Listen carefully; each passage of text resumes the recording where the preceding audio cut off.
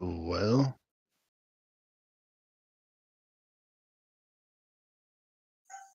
Yeah, and now I can listen to myself on an echo and get really self-conscious about how my voice sounds. What's poppin'? I could, but then I would suffer less. well, it's also been 4 I'm, minutes, I'm gonna so I mute it. I Yeah, and think now I can listen to my you were wanting to give a echo and get a recap somewhere. That's hold on. Um, all right, sorry, I had to mute the stream because it was giving me a gnarly echo. Hey! Hey, there he is. All right, I mean, I could, unless if somebody wants to.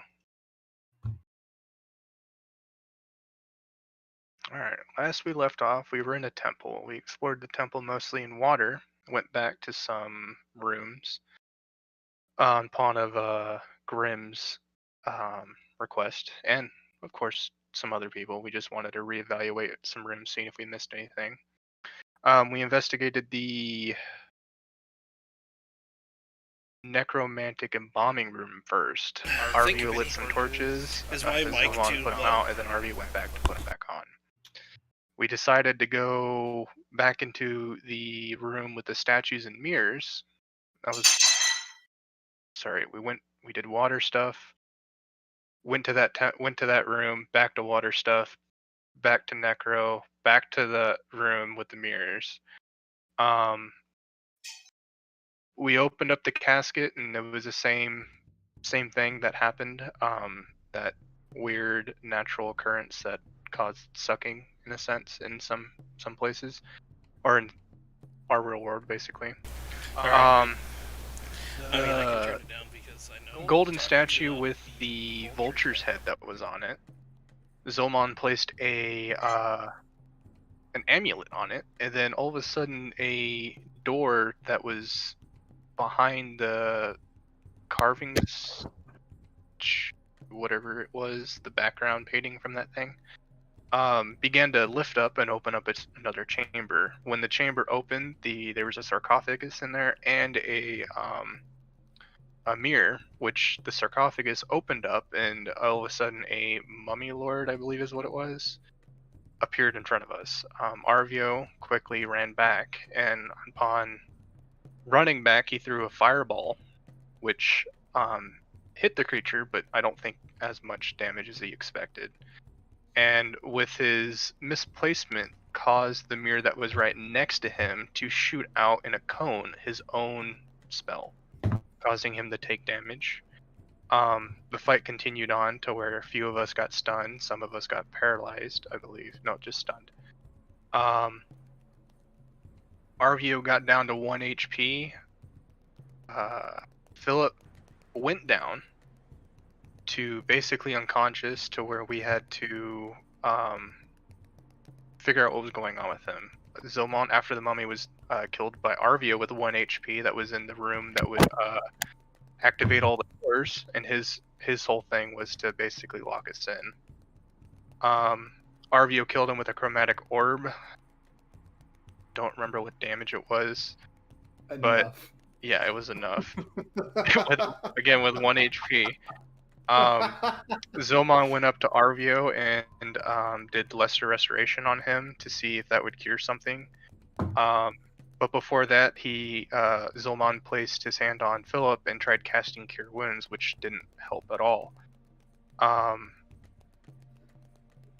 began to feel a little bit better after lesser restoration, which then somehow he got healed up.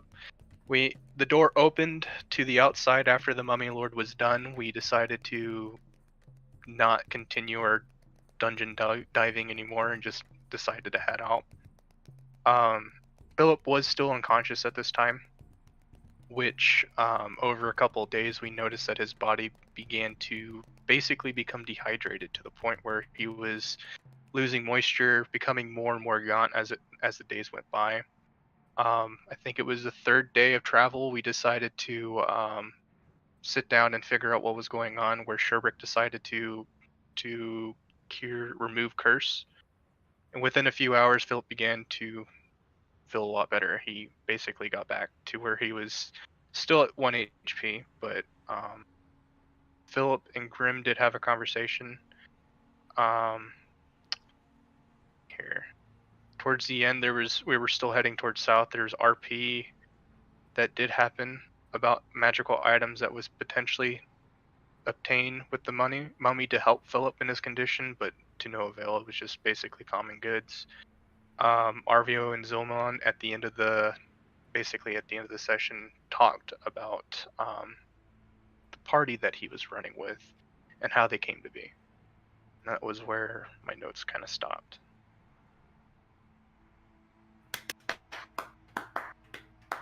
Great. Anybody have anything else to add? Arvio will not die in the next 30 minutes. That's better.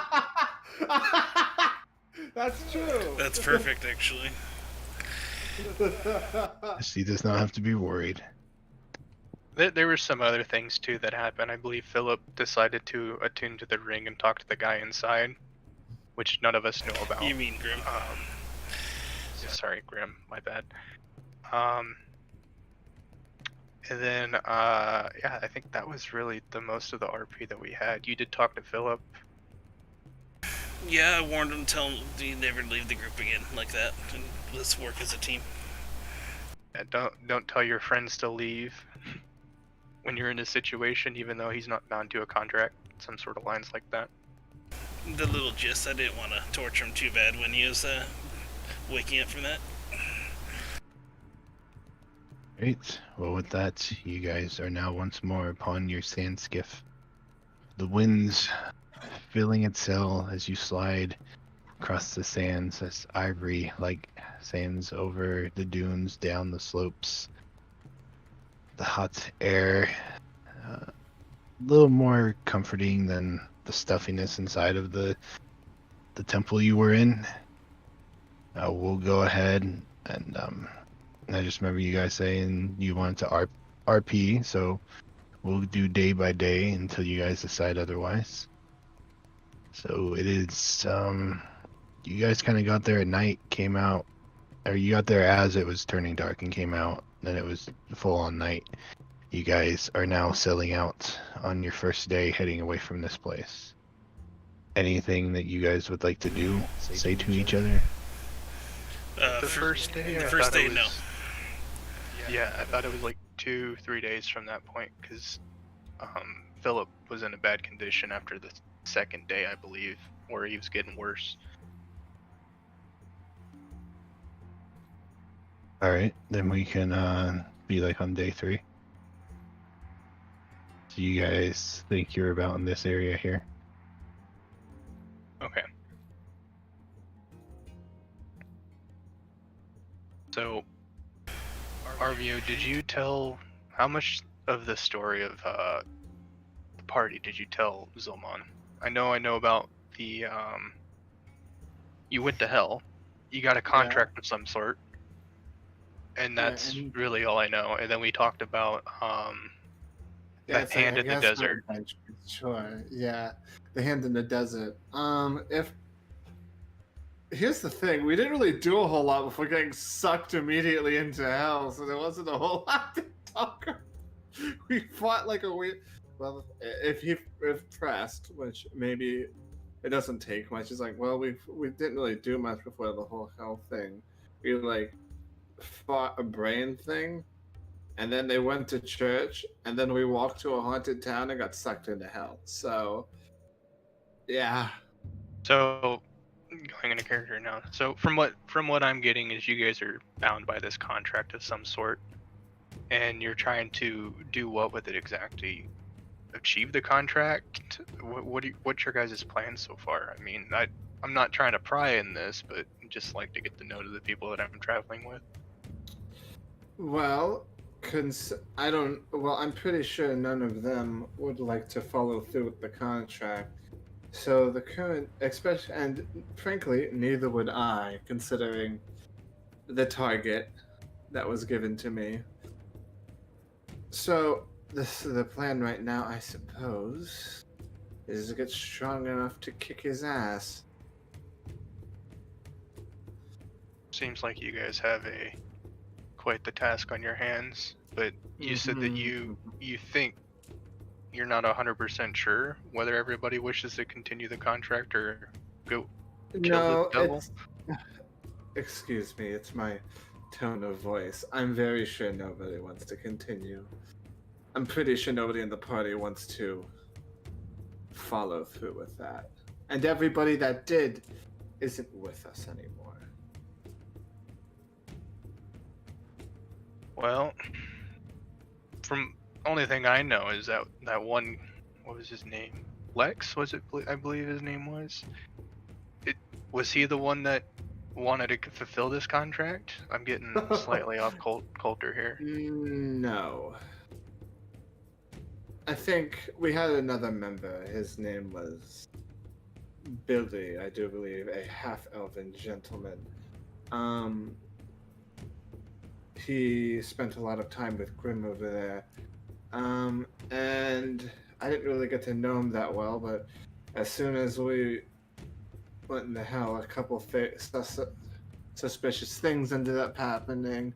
Then he started being able to cast extra spells. And he started acting absurdly weird. Like, he was a bard, so he's already super weird. But, like, weirder, like, creepy weird. Like, to the point of he got absurdly obsessed over certain magical artifacts and wouldn't let it go. It Artifacts. was actually kind of creepy to see. I'm pretty sure he formed some pact with the demon he made a deal with for some reason, though I didn't know the man well enough to ascertain why. You said It artifacts. Does he have an artifact? Does who have an artifact? This Billy character you're talking about. I don't think so. Then where's this artifact that you speak of?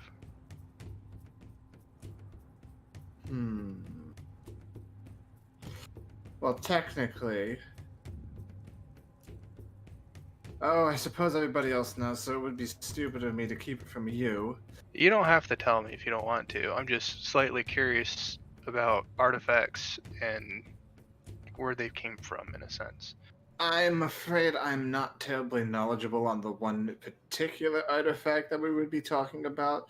The one in question is a rod of an ancient god who, if you would allow me to remember real quick what his name is, Hislamus, I think.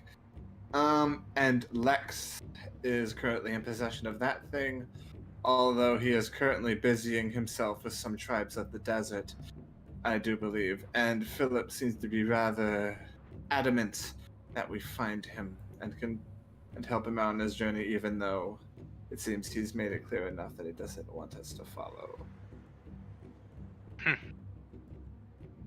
I hate to say it to you, but trying to follow somebody in the sand, probably on foot or even with this, not knowing their direction that they're going to, is going to be very difficult. Preaching to the choir on that one. That's why I'm trying to just get southeast. There is a location. You're going towards...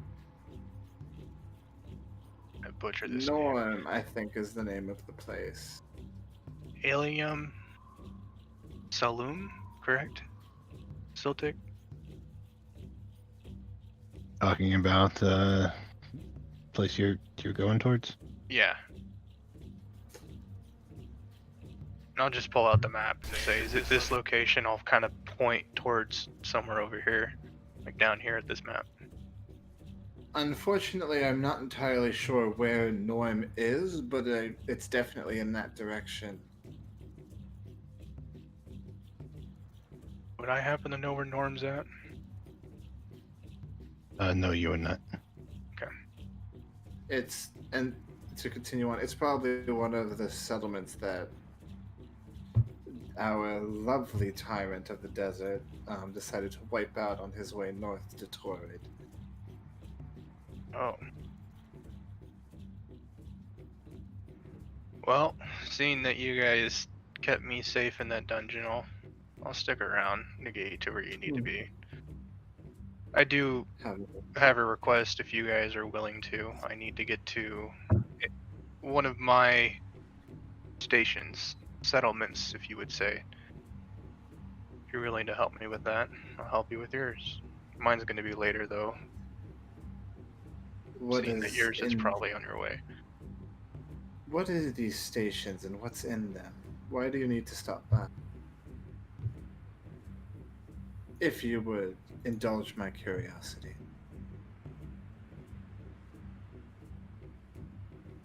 The stations are, just say they're hidden for a reason. Just say that, or they're very hard to get to. Meaning, it's very difficult for me to somewhat explain it because I don't really know you that well, and I'm sorry. But if you wish to know, it has to do with gnomes and some of their trade. Well, I'm going to allow you to surprise me then. Though to be fair, you get me to Norm, I will be definitely enough in your debt as well to where, yes, probably I would be quite fine with that. Well, if you guys are planning on going to hell, there's not many books that I've read from my cousins that elaborate the actual experience of itself. I'll think about Don't it. worry. I'm somewhat curious on this whole hell experience. If you're planning on going back, perhaps I can join you. Maybe. If you are looking for maybe some information on hell, if you plan on tinkering up a portal or some such, I'm sure I could find plenty of personal notes that I've made to help you in that endeavor. That's a bit outside of my expertise, but considering that you said that there was a town northern of this broken continent, Yeah. who knows? It might still be there. It's worth the lookout. But one thing's for sure is somehow you guys are gonna have to get there, and that's a long travel. And I don't think any of you guys have any abilities to transport yourself from one place to another. Yet. Well, luckily enough, that's sort of learning things like that's sort of my expertise. So it's just a matter of time. Hopefully, I have enough. I'll buy you all the time that you need, Arvio. Oh God, when did you show up? It's not a very large ship, my friend. That's fair. You just surprised me. You were very quiet. And you guys talk really loud. Uh, From up there in the crow's nest.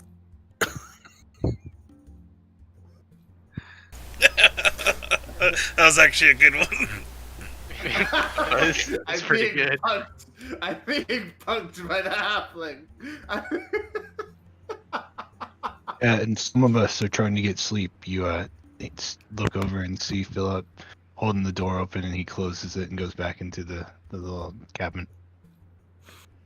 I can't wait to be back in an urban environment where the hum of the city would provide some excellent privacy. I would Well, like to but- see a city other than Torrid. I was Oh. gonna say, I remember there's a city towards the north. But I meant a city that's not shit. don't think my travels have ever met me to Torrid, but considering from what you guys are saying, it does not sound like a lovely place to be in. If you like No. authoritarian dictators that employ undead armies of patrols that go around and kill you if you so much as look at somebody wrong. Don't get me wrong, I've done enough research to understand the concept and who's behind it, but what they delve into is not my interest. It's actually rather funny. I have much more respect for the nomadic clans out here than any people in Torrid. At least they understand that freedom is more important than security. True With that. that, You guys continue your idle chit-chat, heading it deeper into the night. Anything in particular you guys want to do during this time? I figure Aryo is probably done training after finding his necklace. Pop. You But have it's training to definitely do? could've- I used to do training, but then I found this necklace that I was very sickly, you see. I'm not very Insight check. okay. Insight Like, check. what type of sickly are you? Are you gonna roll it? Or Yeah, I am. Give me a minute. If I could find it. There it is. it's hard to read. Sure. Yep. Well, I say sickly. What I mean is I'm not terribly strong of body, as you'd expect a wizard to be, but I have some glaring weaknesses when it comes to that. I used to be trying to do, constitution training so that I didn't go, just walk into battle and die immediately. But then I found the necklace and I no longer need to do that. So now my only glaring weak point is like my strength. What happens if you get into a situation where your necklace fails you? I Might guess be I'll die. still on your downtime. Think about it. Just saying. This is calling the kettle black, but sometimes your magical items, your magical items might fail you at any certain time. It's always good to have a backup plan. So I'm going to do something here, and you let me know what I need to do about it. Okay. I mean, I don't have to. People here are good enough. I would like to try to stealthily sneak up behind Arvio and stealthily remove his necklace without him trying to. I'm not trying to take it, but I'm trying to show him that somebody can disarm him of it fairly simply if they have the skill. Well, go ahead and give me a stealth check to start off with. All right. Okay. Have you look up your passive? Okay. Yeah. So Although you I do believe managed. that would. Yeah. I wonder You if that would be managed- sleight of hand, though. Well, you managed to as they're standing there, kind of talking about this, you quietly make your way up behind him, and doesn't seem to notice you. So as you start to reach up to undo the clasp and take it off his neck, I will at that point need a sleight of hand. Oh, you've got to be kidding me. Would you believe my passive perception is 14? I would, because I'm looking at it. So you all of a sudden, you don't hear anything behind you, but all of a sudden you feel like something touching your neck and playing with your necklace around your neck. I just kind of reach around and grab at whatever is currently trying to grab at my neck. You grab and find a hand. And then I'm just going to tell you, well, if somebody was a little bit more careful than I was, it wouldn't take much for them to remove this from around your neck without you even realizing it's gone.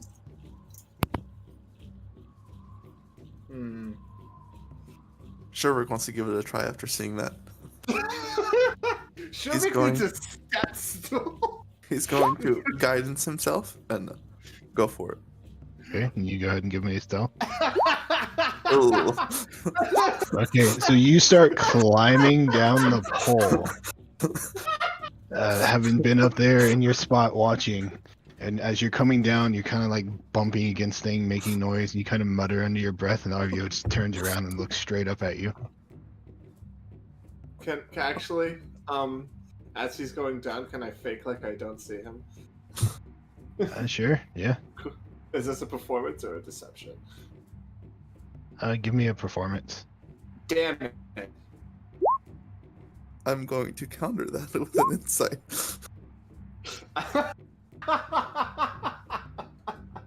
So he's not looking at you, but you're sure all the noise you're making that he noticed you. So you're looking really hard at him, and you see him like looking sideways without turning his head at you. Okay. So you can tell he's like watching you. Okay. Don't have like invisibility or anything, so I'll give up and I'll just go right back up. He's gonna sigh. No, out of character, I wanted you to try it because Arvio would have let you do it. Next time. With that, Zoman will just say, it seems like other party member or your other party members, and some of us on this board seem that necklace is probably in use in better hands. But again, choice they make. It's your decision.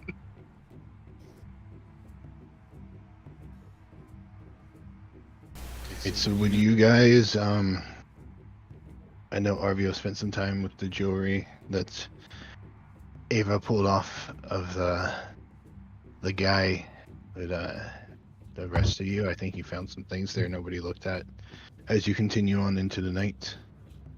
Oh yeah, that's right. So the goblet and the necklace, is there an arcane nature to it? The goblet, no. The necklace, yes. Okay. You as you examine the necklace, you get this faint taste of like iron on your tongue, almost similar to tasting blood. Hey Arvio, and I'll hand him.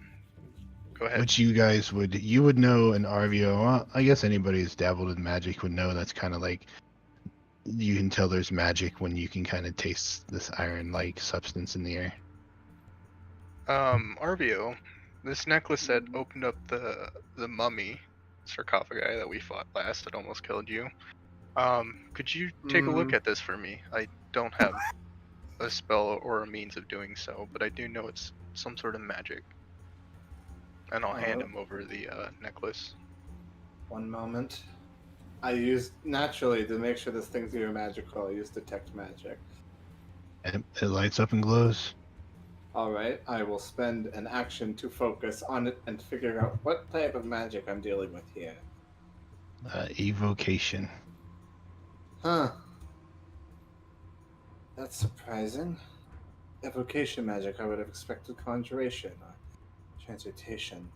A moment, please. And I'm going to take out, I think it's a pro. I think that's the... Yep. Yep. A pro with at least 100 gold pieces and an owl feather. And just do a little incantation for about a minute. And... magic item! I cast Identify. Alright, you will find it as I reveal it in your bag.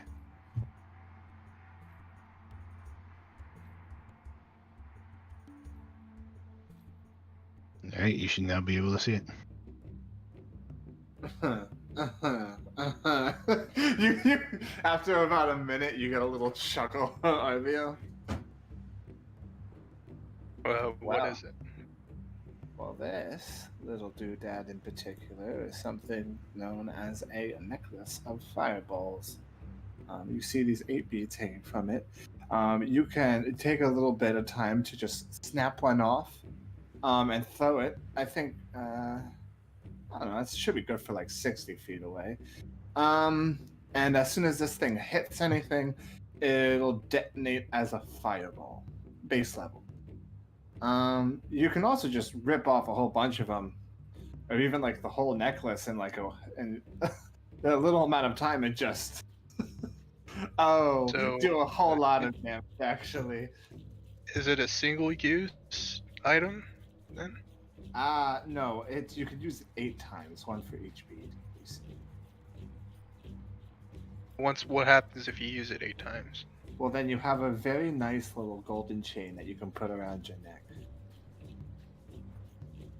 It's not magical, if that's what you're asking. I was just curious. Yeah. What happens if you're wearing it and you trip? Oh, well, see, here's the thing. You die, my little friend. No, you don't, actually. What ends up happening is sort of when you take the time to focus on trying to snap these things off. That's what sort of arms them, like our artificer friend would say, like a grenade. And then when you throw it, that's when it. What's a all the grenade? magic is released. But what happens if you biff it really, really hard? If it, what really, if you throw it really hard. No, biff. Is that Like what- trip and fall and hit the ground really, really hard. Don't do that.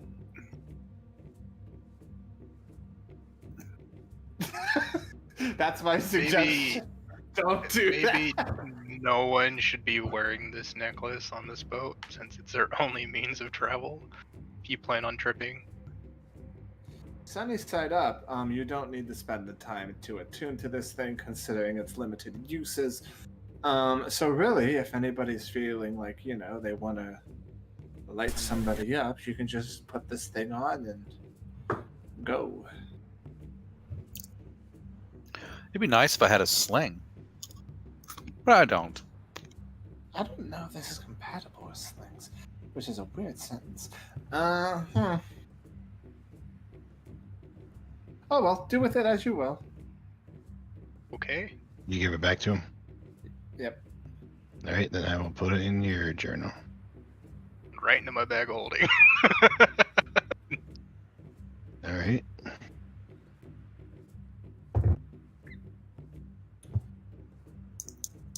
Well, after my time is up with the reins of the ship, I would like to not. Oh, I guess sneak up to Arvio wherever he's at if he's not sleeping. Talk to someone other than me. Okay, cool. Continue. Are you wearing your armor or not? Oh, I'm definitely wearing my armor. All right. So, what time is this now? It At would, this point? it would have to be going in today because you do night shift, right, Grim? I Yep. would do night shift. Oh, if I'm it depends. I have dark vision, that's why I figured I would do night Okay, shift. that's fine. All right, then you're currently not on duty. Okay, well that's why I was saying I don't know when. I wanted to be the opposite of Zilborn, so. I will give you this as like an entry point. What Arvio is planning on doing after a little conversation, because he didn't want to admit to anybody that he was wrong, because he's the smartest person here, obviously. He would actually end up taking. He would actually, after everybody's sort of gone to sleep on his watch, he would actually end up doing the Constitution training anyway, but very quietly. So he would like take the thing off and then continue on with the training and put it back down. Well, Nothing happened. You know where there's a room? There's one downstairs. Exactly. Right underneath everybody sleeping. Shh, I'm quiet. Clomp, clomp, clomp, clomp, clomp. With the whiteboard. Yeah, except that Ava has made it her task to keep you in sight at all times. So you go downstairs? Yeah. Okay, so you go in and you throw open throw back the rug. Philip kind of just like snorts in his sleep and rolls over the other direction. You stop for a moment, watch him, then you slowly pull open the hatch and start climbing down the ladder and close it on top of you. I guess Ava, what do you do? Because if you're watching him, you see him go in there and start going down the ladder. I am going to. Is there any way for me to watch him through the floorboards? Yeah, there's kind of cracks you can look through, but it's pitch black down there. Yeah, I'm gonna attempt to still watch him. Then if he's gonna go down there and I can't see, I'm gonna go down there with my hooded my lantern. All right, so Arvio, you go down, and you're getting ready. You're kind of like clearing up a space to start doing your calisthenics, and all of a sudden a hatch opens and you see a lantern kind of shining down towards you. I look up at you and like my fucking. I like to think I have slit eyes and then they just completely dilate looking up to the lantern like, hi. Hi, what are you doing down here? Calisthenics. Ah. And then I will just drop down and I'll sit down on top of some stuff and watch you do them. Wait. Why? Because you are the most interesting person she has seen on this trip so far. Are you saying that in character? Because No. Okay, good. RVO is now saying, why do you need to watch me do this? Well, there's nothing else to do.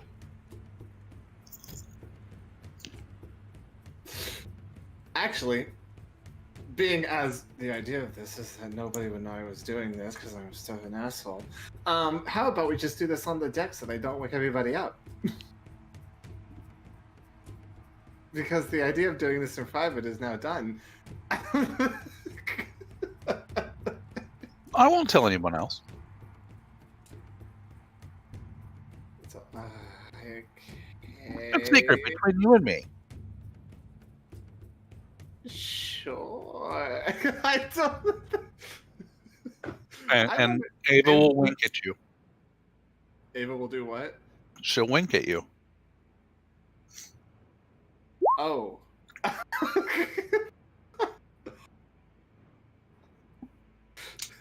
Arvio is going to get in trouble. I was just going to nod, be like, oh, okay. And just kind of start doing his calisthenics. All right. So you two down there, RVO, doing your exercises. Ava just sitting there watching. Mm-hmm. She likes to watch.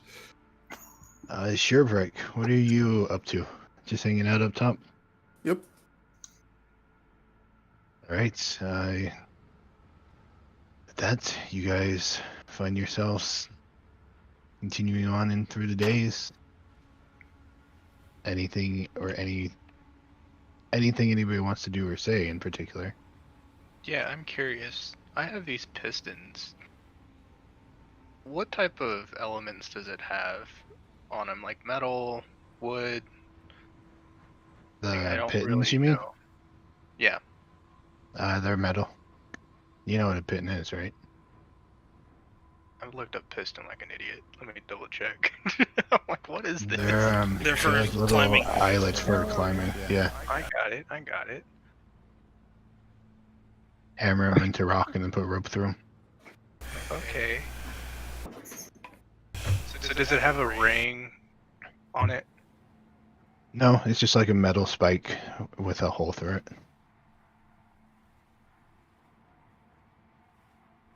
Curious what I can do with that.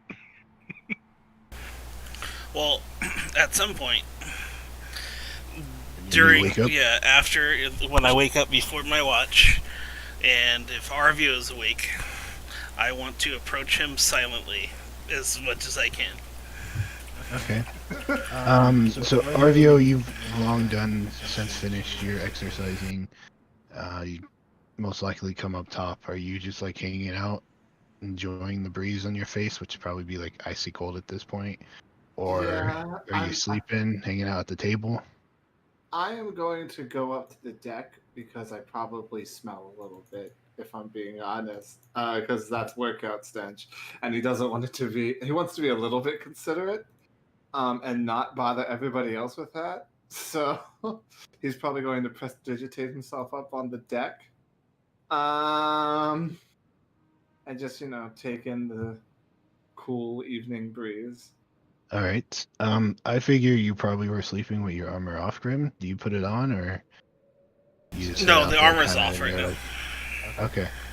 So then you kind of step out and you see him standing there, hanging out at the railing, kind of casting magic on himself and just looking out in the distance. Yeah. You start heading that way, trying to be quiet. You go ahead and give me a stealth check. If your armor's still off, you don't have to do disadvantage.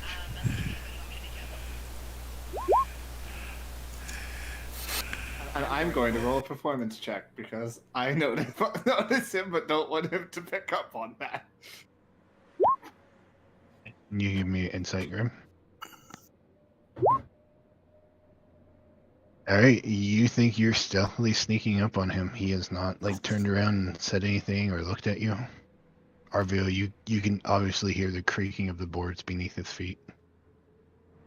When they're about 10 feet away from me, I just kind of calmly turn around and just give a smile.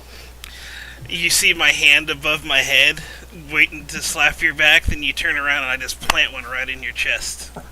I die immediately because I didn't put the Constitution necklace back on. I mean, so, like, it was not real hard, so, just to get enough of the, like, hey! Like Ric Flair giving someone a chop to the chest, you hear this loud smack as he makes contact. Stings a little bit, regardless of not doing damage. Still stings. Well, hey! Are you still doing training? You humans are awfully perceptive tonight. Yes. Are you wanting help with that? How am I winding up with that? Is it the question? Well, Do you want help with that? probably. I've been given quite a bit of grief about continuing to increase my constitution as is. Though, if I may be honest, I would rather. I don't really know. I've never had to work out before. So I would honestly rather improve my dexterity, because now I would rather focus on not getting hit in the first place. Well, I'm pretty dexterous too. Have you ever really sparred with anybody? Like fisticuffs, not do no damage, just like even shadow boxing. No, usually when somebody tries to fisticuff me, I use suggestion and tell them to go fuck themselves. And it's usually really fun to see how they interpret that. I see. He kind of gives you a cheeky smile. Well, I hope you're not going to do that to me. I wasn't planning on it. You understand, consider where I come from, that, one, I'm not powerful. So enchantment and getting my way that way is much safer than actually fist fighting somebody, then getting charged with assault, and then getting hung and turned into a monstrosity. I mean, you might be a punching bag, Arvio, but you are powerful, just in a different way. I'm sure, but it can be hard to see that whenever we go into a battle. I do believe it might be prudent that maybe I hang further back than I have been. Yeah, don't run in head first like you normally do. Let me do that. I'm wondering. Wizards don't usually wear armor. I'm wondering if I should maybe pick up the habit. Well, I have my old half plate if you want to try it on. I am not strong enough to lift that.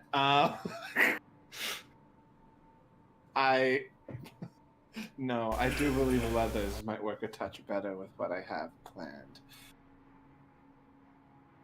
Sherbrick will throw you his old leather armor from up there.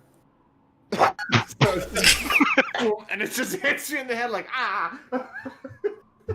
Just sitting there talking. You just hear thuds. Go ahead. I thought you wanted to do dexterity training. Yeah. As you're talking, all of a sudden, like a leather gauntlet slaps you in the face, and then you see some leggings hit Grim across the back of the head, and you guys turn up and just see him like standing there with his pack throwing armor at you. Pulling it out of his bag of holding, just tossing it out. Like But confetti. The problem is that they're halfling sized. But they're orange. What the hell does that have to do with anything? Yeah, I guess he likes that color. I mean, my horns are kind of orangish on like the end bits, but like, what does it have to do with? He's trying. that's Aren't we all trying? honestly. So, If I had to say, if the idea is sparring or doing that sort of combat, I think it would also be rather prudent if I actually learned how to use a weapon. Maybe, like, I know how to use a dagger, but that's probably not terribly efficient. Like maybe like a rapier or a saber or something. Well, you could borrow the one that you gave Philip. I could do that. Would I be able to use that dexterously though? I don't know. I think so. Would I know, Cidic? Since it's scimitar, right? I mean, it's more depending on what person can use. Okay. I'm not proficient in it, by the by. Yeah, so you don't necessarily know what his proficiencies are, whether or not he can use it. Like, I'll just say I don't know. It depends on if you know how to use it. Well, I mean, like, I know how to use a couple things because I've had to use them. Dagger, because shanking somebody's easy. A dart, because shanking somebody from farther is easier. A light crossbow, I can smack somebody with a quarterstaff. And during a one rather peculiar night, I was forced to learn how to use a sling. So, and that's the extent of my martial knowledge. Well, we could One use a time in dagger. wizard school. I didn't go to wizard school, and you know this. Daggers are fine.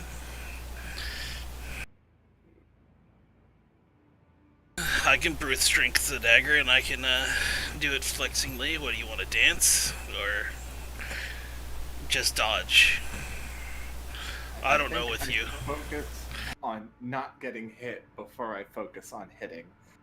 Defense is the best offense, after all. We can set something up for that. What are you thinking? Well, whenever you want to train, then I can try to punch you and you move in certain different ways. I'm just putting it bluntly. It's going to be a routine. You know, dodging, weaving. Well, I mean, I already warmed up, so I think now would be the best time. If you're Well, ready for I'm fine with that, but I also wanted to say thank you for saving us back there the other day. But you do know, Arvio, that it is getting tiresome for you, having spent your full days doing stuff during the night. I'm still gonna try. Again, Arvio has never actually pushed himself before, so it's like, this is now the... Let's see how far I can actually push my shitty body before it actually gives out. So this is going to be the test, and after 2 minutes, I'm probably gonna get sucker punched in the fucking nose. Well, I'm not here to punch you. I'm here to make sure if you're not going to dodge it, I pull away. Okay. So it's just... We're going to take it slow. I'll punch you slowly, and you try to move out of the way. Okay, so let me think. Get some techniques in there to dodge. Then we'll work up to a faster pace eventually. Okay, and so... Wide stance, maybe? Yeah, fighting stance, and I'll just show him like a normal fighting stance. Like when I just we're gonna punch somebody, mine. I'm like, I don't know the real stuff about it, but this is how I fight. Okay, Right. I will attempt to dex train after already constitution training. And that's 8 con training days. As you guys start to head into your training, Shipwreck getting up, sitting up top, getting tired. It's time for you to turn in for the quote unquote night, but more of daytime. Okay. So you head down and head to bed. Yep. All right. As you head down, watching these two all of a sudden, just like seemingly Grim trying to punch Arvio and Arvio trying to jump out of the way.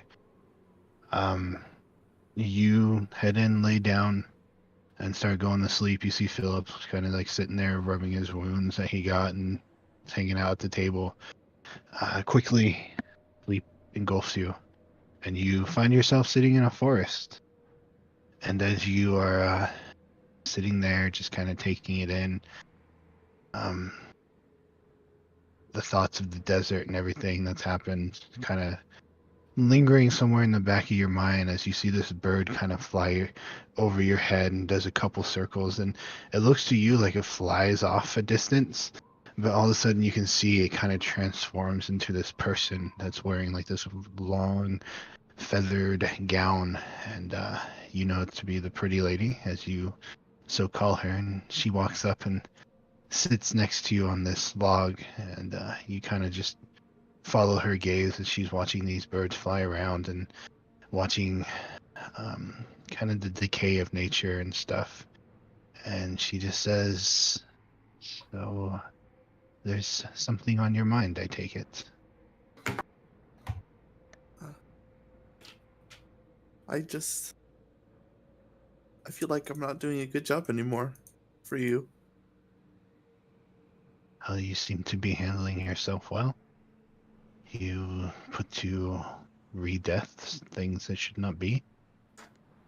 You've made your mistakes, but you seem to have learned from them.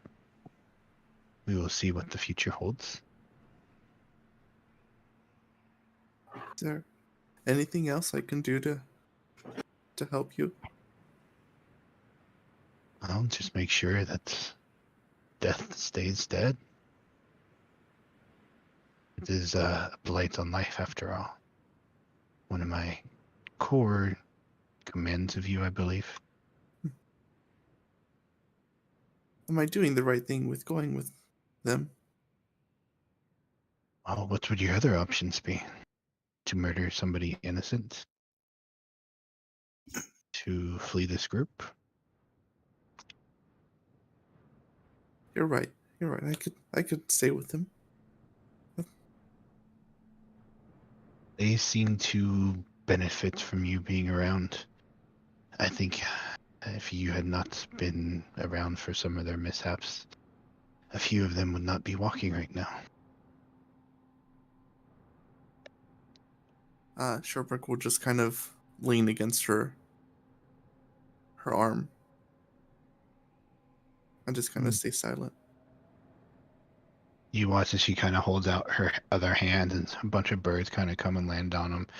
And she kind of just draws them closer, and they're dancing around on her hand. And she says, I led you to this group for things that were going on back in the Northern Holds, particularly the Kingdom of New Thornton, but I'm not the highest on the ranks of gods, and some outrank me, and I do not know their plans. It seems for some reason or another that your fates have drawn you here, but that does not mean you still can't serve me. I'll do my best. You just sits there in silence, and you just watching all these birds play, and there's nothing like dead rotting, but you're definitely surrounded by a mixture. It's an odd mixture of beauty and decaying stuff, like fungus growing on it, trees decaying into nothing. Mm-hmm. I mean, even that probably has its own beauty to somebody like you. Mm-hmm. But she kind of sits there in silence, and I was a little upset. Maybe I felt slighted that I had guided you in the house. That was very hard for me to do.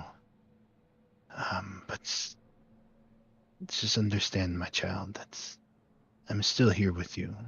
As long as you are willing to see the signs and the guidance, then I'm happy. Yeah, I got a little confused down there. I was just scared I was making a mistake. I don't like giving up your gifts, and I felt like I was giving that one up, and I just got scared, and I didn't think that's what you wanted, but you hear her chuckle a little bit, and she says, The minds of mortal men are very... I don't know how to say this without being insulting, but they tend to lead themselves astray. And it is nothing. What is done is done. At least you're alive, and your friends and you have escaped, though it does worry me that you signed your souls to a devil. Some of you, most of you, including you, but from what I have seen of my observations, you seem to be willing to not fulfill those, but instead put an end to this cruel creature. Yes, I'll try my best. Thank you for helping me get stronger. I'll get Well, there. I try my best, but my reach is very limited on this plane that you live upon. One day, though, we shall be united, and what you see before you will be a daily, just another day. Oh. One And day. one day, hopefully not soon.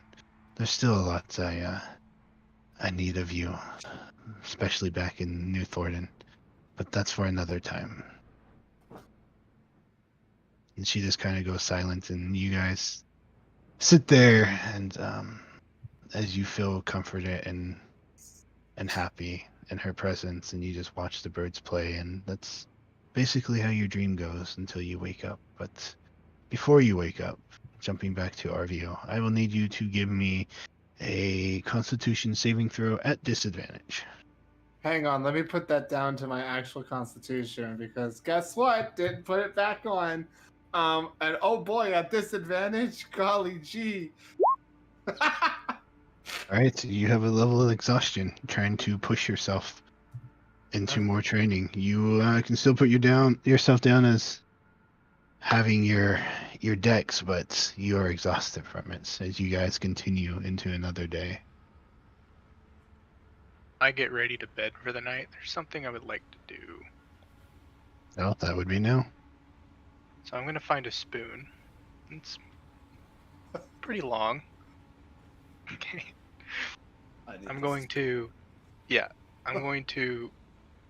drill a hole on one side and then kind of notch out another to where I can feed a piece of yarn or part of a rope, maybe more like a thin piece of thing, where it can go over, and the notch will basically, I can fix it to where it tightens the rope and it holds something snug. And then on the All right. bottom of the spoon, I'm gonna carve out a notch for a crossbow string, so where I can put it in my crossbow and shoot the spoon out. Okay. You're very sure, being the artificer you are, that the aerodynamics of that will make it a very, very poor projectile, but you can still do that if you wish. I'm going to. Okay, so what the spoon's for is to see if I could affix one of the flaming ball things to that and shoot it more than 60 feet.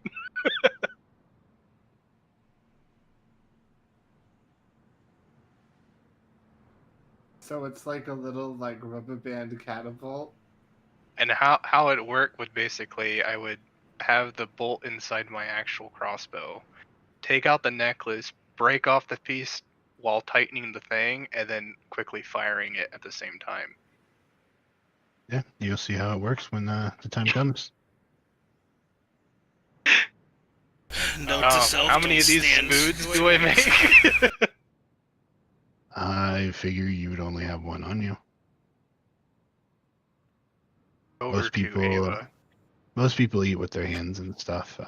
Generally, you have that in your mess kit, but you only have like one mess kit on you. So I mean, I'm willing to carve out a spoon if there's like extra planks around or something too, so it's not a big deal. But I'm gonna go over to Ava and say, here, I don't know if this is gonna work, and I would like to try it at one point in time, but this spoon that's been modified, I want to see if I can shoot one of these necklaces or one of these beads off this necklace towards a location.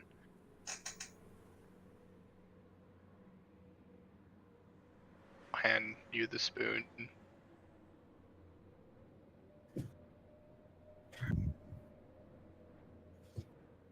So Ava, you now have one of these spoons. But with that, you guys continue onwards. So I think you got your RP out of your systems. You ready to jump ahead a few days, or? I'm ready to jump ahead a few days, but I do have one more thing, especially after that one night that Ava's like, "Oh yeah, I'm just gonna watch you work out in the middle of the night." For the next couple of days, Avio gets his recharges in, and then I imagine he continues his training with Grim, the Dex training. But like during the day, he's gonna kind of every once in a while be checking to see if Ava's like behind like a pillar or something and just looking at him or something. Well, I mean, Ava can speak for herself, but I think it's probably more like she's just leaning against the railing out in the open watching you. I don't think she's trying to hide it. Yeah. A fair assessment, Ava? What was that? Oh. I missed You- the last part. I You're just kind of hanging. You're not trying Yeah. to hide watching him, right? You're just No, like I'm not. leaning against the rail Yeah, out in the open. I'm very obviously watching Arvio and everything he's doing. So you turn around and, over the next couple of days, and she's just somewhere just hanging out, sitting down, leaning against something, leaning against the wall or the railing, just watching you. Interesting. After a couple days of this, I'm going to kind of just be I'm going to kind of notice her once more out of the corner of my eye and then just kind of poof out of existence as I like misty step right next to her. It's like, I have a question. Ask and I shall answer. Cool. You seem to be really interested in me. Why is that? Your story of how you've come here, where you've been, just very much interests me because it seems like you would have sticking around you. I'm probably gonna have my best bet of combating your Sild. Fair enough.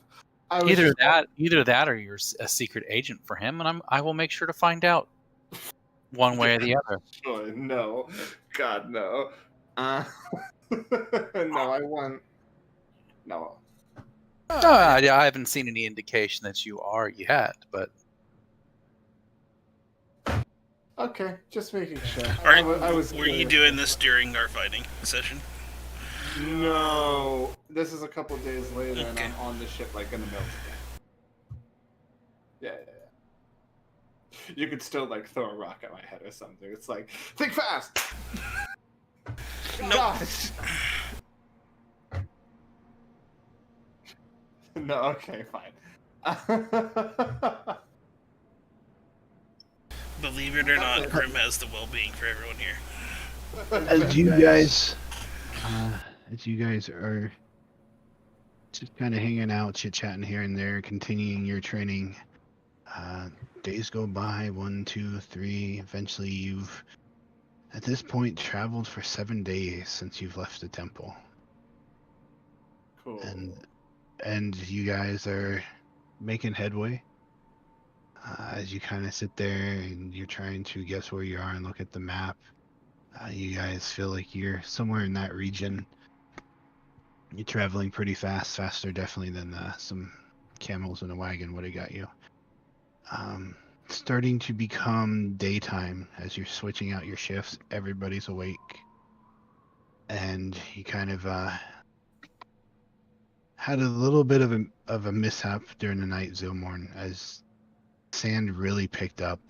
It wasn't a full-on like nasty sandstorm, but your visibility became very, very low, and you couldn't really see where you were going. But luckily, this is a desert. It's not like there's a random tree or something just standing in the way, right? So you just kind of push forward best you can. But at this point, Sherbrek, as you are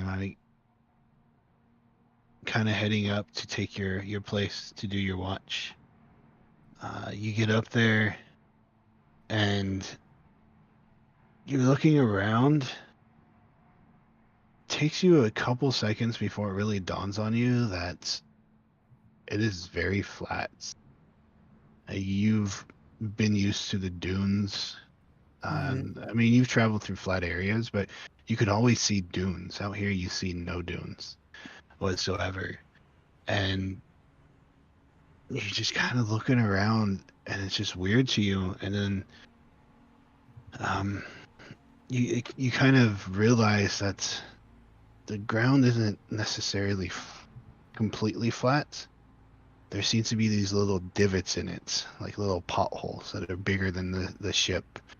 And they're just everywhere. And as you're looking around, you just see them all around you. Somehow, some way through the night, as Zilmorn was steering the ship, you guys ended up in this place. And you're very, very strange alien place that you feel like you're in all of a sudden. Because even though it's still the same sand, not seeing the dunes and seeing all these potholes are just some reason weirding you out. And as you're thinking about it, you look over kind of towards the west and you see what looks like a dust cloud similar to the one behind your ship that's kind of heading, you would guess, in an intersection course toward you. Interceptive course. There you go. Huh. And so far, Sherbreck, you're the only one that sees this as you're up there on the top. I will yell out to everyone about it. Okay. So as you guys down below, the sand starting to settle down, you can actually see once more. You look around, and sure enough, you see the same thing Sherbreck saw. You're in this very flat land, these giant potholes bigger than the ship. They're like indents in the sand, and they're just scattered randomly about. And you can look off in the distance that he's motioning towards, and you see this dust cloud. It looks like it's something moving in your direction. I don't like that. What is that? Well, it looks like to me it's a sandstorm. And considering our location and I don't know where we're at really, can I do an intelligence check or a history check to figure out if I heard any stories or if I know personally like what this location would probably be and what dangers it can potentially hold? You can give me a history check, sure.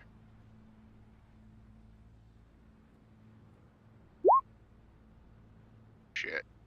Being someone who travels above the desert and not through it, you're sitting there trying to think. Never heard of anything like this. I mean, you've heard a lot of stuff. I don't know where we're at. Yeah. Do you guys think it's probably best to stop until the storm passes through? Can I do like a nature or a survival check to see whether or not that's a good idea? I'm gonna stop the ship at this point. I'm starting to slow it down. Yeah, you can give me a nature check. Cool. That. Sitting there as you're thinking about it, you're kind of like, you have if a windstorm's kind of blown through, it wouldn't be a bad idea to take the sail down. But as you're also thinking about this, looking in the direction that Sherbreck was pointing, that's not natural. It's kind of like what you guys are leaving behind your ship as you move across the sand. It's not like a giant wall of sand heading towards you. It's a trail of sand. It's a trail of dust that's being kicked up in the air, and whatever's making it seems to be heading your direction. I'm going to open my eyes wide and say, fucking move right now. I want to try to use my eagle eyes. Yeah, don't slow down. Don't slow down. Do not. Okay, I'll begin the process of undoing what I did, since it doesn't take that. It probably doesn't take long to do that. So it take a while to pull it down, especially if you're trying to do it by yourself, because you'd have to climb down the ladder. Yeah, well, if he said something, I don't know where I would be, or if I was in the process of starting to pull it up, I would just basically slowly let go of the rope and continue. You were probably untying your starting to untie the rope when he said that, and then you're like, never mind. but it already gave me one. So yeah, if as you're standing there looking out in that direction, it's pretty far out. You don't necessarily see anything. You see where the sand, the cloud that's being kicked up meets the sand, and you're sitting there kind of watching it, and all of a sudden you realize that it's stopped, that there's no more dust being kicked up. As you're traveling, I will need you to, let's see, Zilmorn, I need you to give me a vehicle check at disadvantage, seeing how you left the helm. So now you're gonna have to run up, as all of a sudden you realize you're heading towards one of these giant potholes. Okay, so vehicle check. Where's that at? Okay, there it is. And then what was it? Intelligence or This is gonna be like, it's gonna be your strength. strength? Good. Not too bad. All right. So as you are kind of heading back, and you look up in the direction that the boat's traveling, you realize you're heading towards one of these holes. So you just book it over there, and you manage to jump up and start cranking the ropes to get the sails to turn to veer the boat around it. You are in the middle of these, and you very confident that you should probably stay up here, because you're gonna run into another one sooner or later. I don't know if this is gonna make a difference, but that's -3 on that one, so it's 16 because I'm not proficient with this. That's fine. You still Okay. manage to go around it. All right, what are you guys doing? As all of a sudden the ship just kind of, not necessarily jerk, but you can all feel the G forces from it making a very sharp turn to get around one of these I'm holes. going to yell at Sherbrick and say, keep your eyes out for any holes in front of us and tell me which direction to move. Okay, I will do that. All right, you see he's already heading towards another one. I'll let him know that we're headed towards one. Okay, I'll Okay. move accordingly to his directions. All right. I'm keeping my eyes in the back. Okay, so Ava is in the back. You up top or just? I'm gonna go. There's a yard arm halfway up this mast, right? Yes. I'm gonna go up there and kind of lash myself to it. All right. What are you doing, Arvio? You guys see that How fast is this ship moving, would you say? the one you're on? Yeah. Probably like 20 miles an hour, 30, Like- somewhere in that range. How many feet per turn, if you had to put a number on it? Probably about maybe 60 or so. Okay. Avio's going to very quickly check if he memorized fly for today. Thank God. Thanks. Well, not necessarily God. I don't have faith in those. Thanks the cards that he did. And is just gonna go and hold on to one of the railings on the inner deck of the ship and just. Actually, he's gonna go up on the higher point of the ship, near like behind where the driving ropes are, because I don't think there's an actual wheel. I'm gonna be close to the ballista. Yeah, I'm gonna be close to a ballista. I don't know how to use this thing at all, but I'm going to hang on to it. All right. There is a ballista. There's 4 of them. That Yep, is right. I'm gonna go to the top. They're like small ballistas, giant crossbows. So, I mean, still do damage, but I'm only Hold on. proficient in light crossbows, but at least I know how this works. I don't know. Is there one on the captain's deck by any chance? yes, there's the elevated on top. I guess captain decks. There's 2 of them up there, one on each side, and down on the main deck, there's one on each side towards the front. And there's also like arrows kind of like lashed to the railing near them. Or not arrows, but the small bolts that go into them.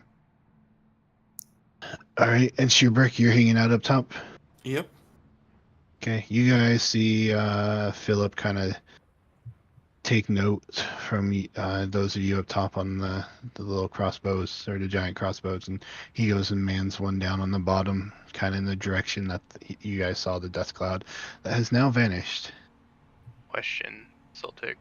Yes. I imbued repeating shot onto one of these ballistas.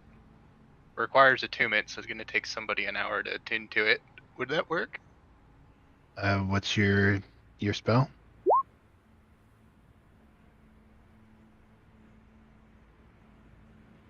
Well, I don't think these are simple or martial weapons. I don't know. It's just a And question. I think that's also something that you have to sit and do for a while. Yeah, true. Never mind. So, I mean, if you want to spend the next couple hours trying to do it, you can. They'll probably gain on us at this point. All right, so you guys, at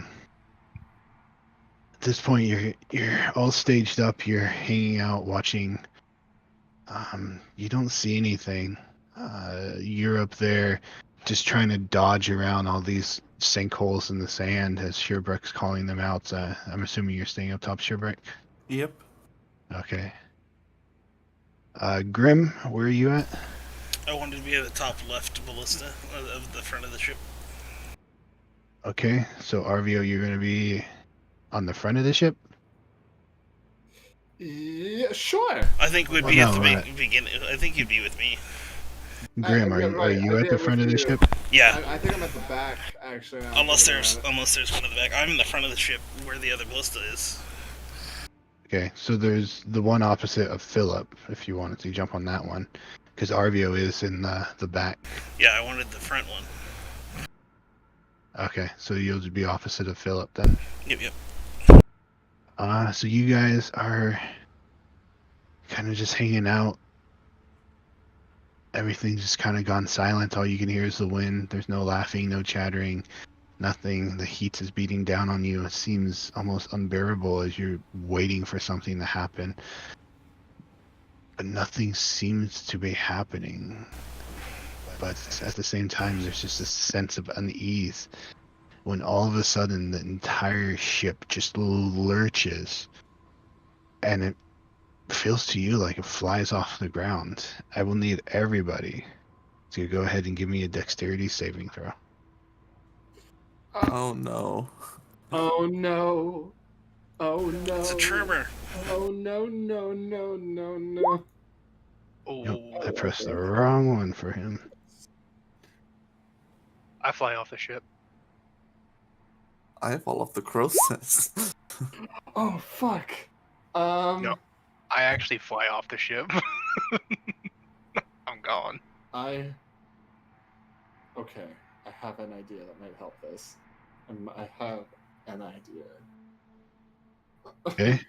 Well, before we decide what's going to happen, let's go ahead and take a 5-minute break because I need to use the restroom.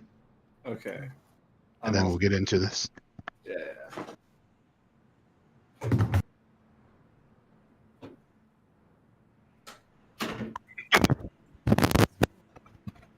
Grim, you see a little gnome right off the good ship. That's gonna be fun.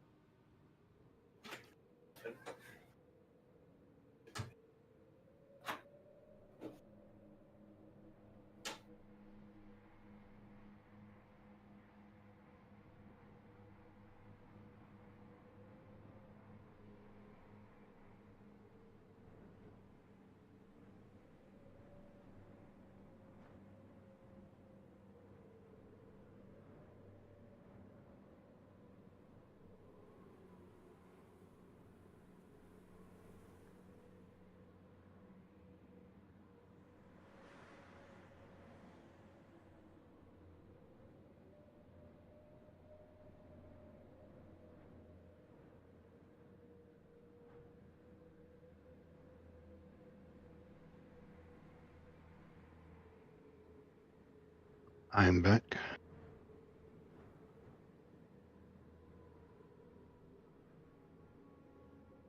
I'll be back again. Welcome back. Welcome back.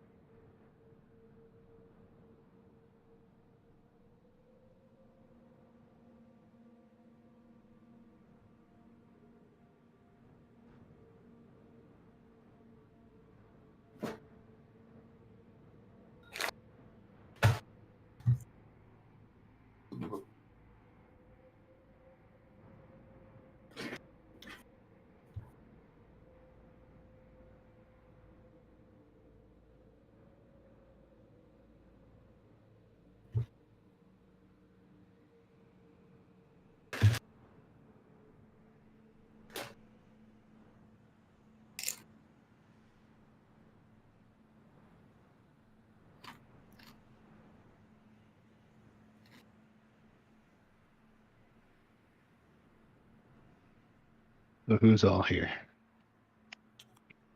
I'm here. I'm here. So just Kelvic and Drake. Yeah, I'm here. All right, I'm back. All right, so just Drake now.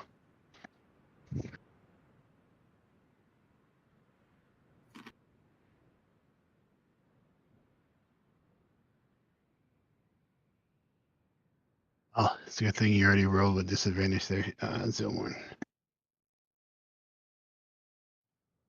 Yeah. Still the first number though. Just wait for it when Drake gets back. Mine was a normal roll, wasn't it? Or was it disadvantage? You rolled disadvantage. Yeah. Forgot to pull that off. I'm back. All right. I need you all to roll again because you guys are rolling disadvantage. Oh. Fuck. Every single one of you, except for Philip. I got a 10. 10 and a 7 and a 3. 17. You already rolled. Oh, it was this one was at disadvantage, wasn't it? Yeah, your first one was disadvantage too. I just want to point out that I strapped myself to the mast I know. before. So, all right. So everybody, let's see. That is that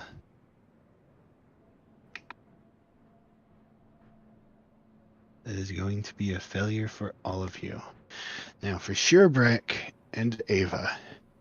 Sherbreck, you're in that little belt-like thing that you tie into and you hold yourself up there. So you get slammed into the pole, as will Ava, taking 1 point of bludgeoning damage.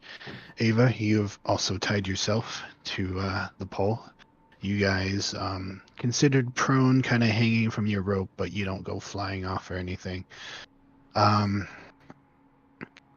See, Grim and Philip, you guys are in the front. So you guys, the two of you, kind of go tumbling back and find yourselves prone on the deck. You also take a point of bludgeoning damage as you slam into things. It will move us to a map here in a second. Zilmorn, where you are standing, there's enough room that as you go tumbling back, you do not fall off. Thank You God. still find yourself prone on the ground, slammed against the railing, but nonetheless, you are still on the ship. Arvio, unfortunately, you didn't tie yourself in, correct? Nope, I'm just hanging on to a ballista. And you're on the rail towards the back. Mm-hmm. So I will need another dexterity saving throw at disadvantage from you. Can I offer an alternative? Yes. May I just cast fly instead? Or very important. Sure. As you go tumbling over the side of the ship, over the railing. And you see yourself falling towards the sand, and all of a sudden you cast your spell, whatever it takes to cast it, and you find yourself stopping, but the ship is leaving from you. As you and everybody else now see this alongside the ship.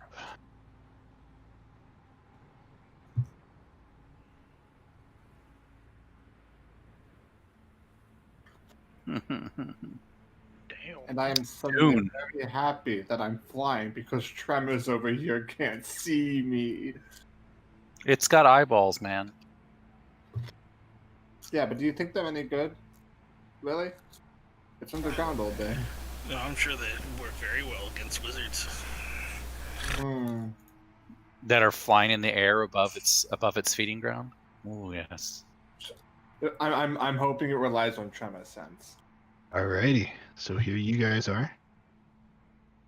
You guys can see the map, right? Mhm. Yep.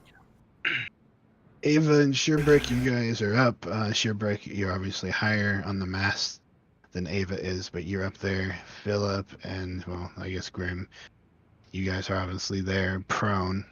Here you are, Zilmore, and Arvio, you've just cast Fly, and you see the ship starting to leave you. I'm guessing you're going to start flying towards it. Yeah, for flavor, I'd like to think for the fly spell in this one, he actually ends up sprouting the like demonic wings and is like flapping along to try and catch up to the ship, but is only meeting its speed. So this is a bit of a problem. You guys see up here this giant creature. And I'm going to, so the token is here. This is just to let you guys know where it's at, but it got this very long body that trails behind it like this. So, just so you guys are aware of that, we are going to go ahead and enter into initiative.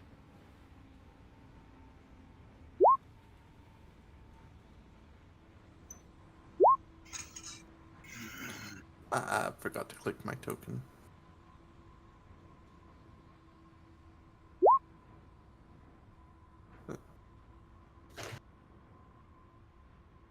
Fix it though.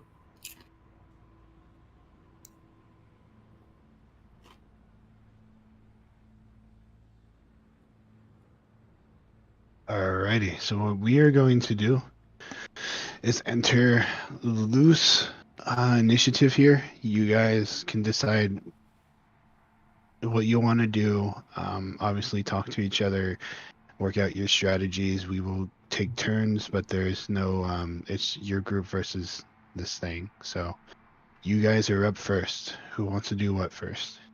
Okay. Well, I want to incite the thing and shoot it in the eye. Try to shoot it in that eyeball. All right, go for it. I'm going to do the was it insightful fighting? So it needs to make a. It needs to try to beat that with a deception. All All right. You cannot manage to get a read on it. Really, it beat my beat it, huh? Mm-hmm. Oh no, what if it's psychic? And well, I'm still gonna shoot it. Oh, that will hit. So it'll only do 11 damage to it. It won't do the the sneak. I didn't unclick the thing. And yeah, I will stay up there on top of the thing. We've got to kill that thing. All right. Philip gets up and he runs up here. He's gonna take a shot with that. Anybody else? Like I said, this is just loose. In case you guys want to work together and strategize things. I need to check something. Is there any way to help, like, load or make the ballista shoots faster? You know, like, I help get the ready for Philip.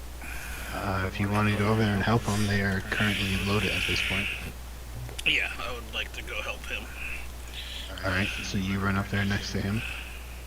Go ahead, you guys stand up. I'm assuming. I have Yeah. an idea. I'll stand, Okay. and then I'll You're make my not. way to the command center, I guess, if I can. All right. What are you doing, RVU? What I want to do is I want to do something similar to what Ava was trying to do with aiming for the eye. My goal here is to discombobulate the thing, being as it's probably used to the desert heat and cold. This is my mind going, but being as it is a ground, it seems to be a burrowing creature. It's probably relying off of some sort of tremor sense, although it can definitely, probably, maybe see me. So what I'm going to do is I'm going to take a chromatic orb, and I'm going to sort of aim generally same spot as Ava to try and hit it with thunder damage and discombobulate these senses, and maybe Okay. open up some sort of weak point that somebody else might be able to see. All right, Um, you go ahead and make your attack. But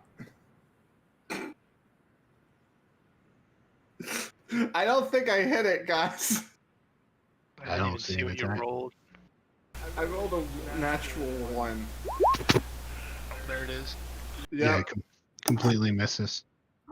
Okay, next time. You also see Philip. He will take a shot and completely miss with the bow. But as he's cranking back that rope, you go ahead and help toss in one of the bolts. Sherbreak, what are you doing? First I'm going to cast bless on the. Actually, does it reach 30 feet? No, it does not. Actually, Yeah. maybe can I reach these guys and Ava?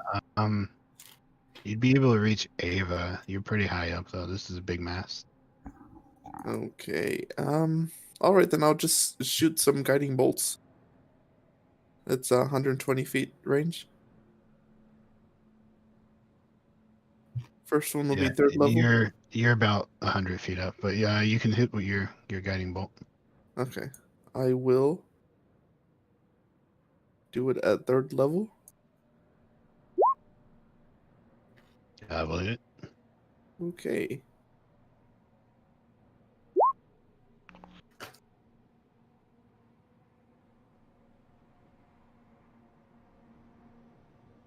All right, so you definitely shine some light down on it.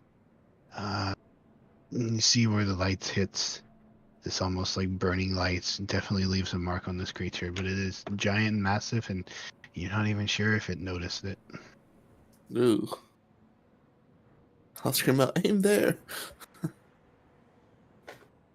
All right, and then Zilmorn, what did you do? Okay. I will reach. Okay, so I need components for spells, and I don't have a component pouch, nor a arcane focus, and it didn't come with the um class kit that I chose, or didn't choose. No, not didn't choose. It didn't even come with my class at all. Don't artificers use tools for their arcane focus? Yeah, they do.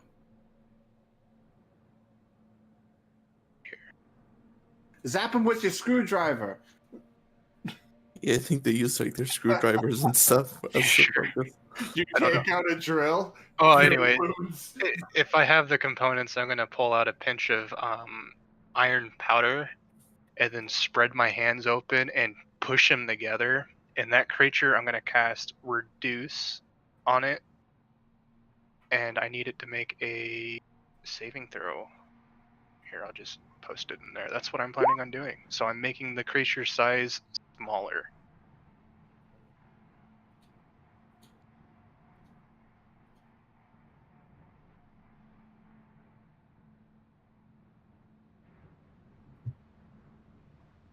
So the target has don't know what So make a Constitution saving throw. Save is 15. Yeah, I'm just reading. Okay, so you watch as this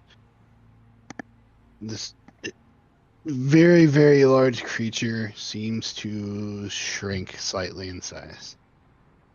It is still bigger than Slightly. your ship, though. It's But it supposed to be has half. disadvantage on saving checks and saving throws. The target weapon also shrinks to match its size. The weapon's reduced by 1d4 less damage. So that's what I do. And then bonus action, I will defensive shield on my armor. So I gain temporary hit points for that. Alrighty. From what I read, I see that, but it says it decreases it by one size category. Yeah, it So from like decreases by medium one to size. small. So it's not like it's gonna go from this massive thing to medium sized. So defensive shield, and I gain 6 temporary hit points. And that's the end of my turn. No, sorry. I'll call out to whoever's on the mast to keep watch of extra holes that we might be potentially coming into, since the ship is still moving. And that's the end of my turn. All right. Well, all of you having gone, it is going to before it does anything. I need all of you to give me wisdom saving throws at disadvantage.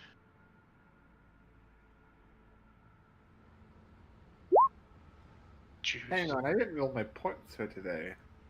One moment. My Oh, sorry, that rolls. was a wisdom throw.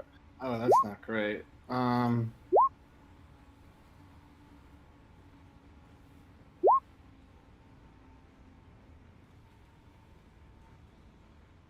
at disadvantage. Bop. Well, shit. Purebred, Grim. Ava, you. Alright. Where is Zilmorn? Zilmorn? Okay. Yep. So, Sheerbrake, Grim, Zilborn, and Arvio. This thing just lets out this deafening roar. And all of you are frightened by it. So for the next minute,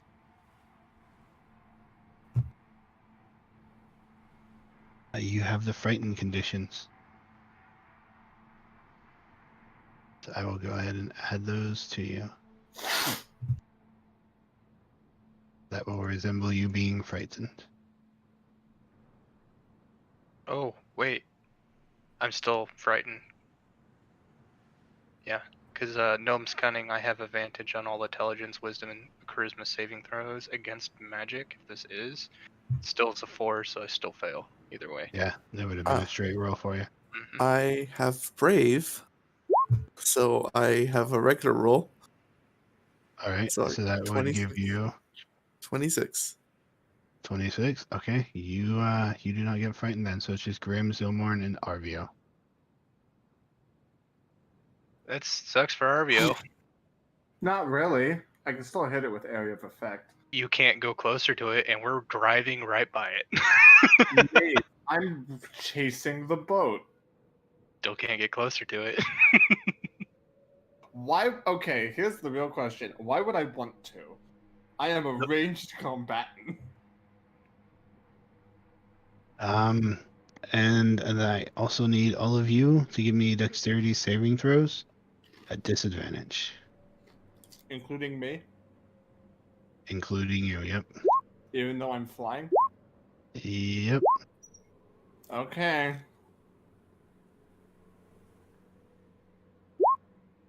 $14, I guess. Do any of you have advantage on dexterity saving throws? Nope. I'm Is curious this if Grim does. is this an attack though? It is an attack as you see this thing kind of turn its head towards you and its mouth starts to open up. You have a feeling it is going to do something. Okay. Well, I can have the damage from it. That's what I'm asking.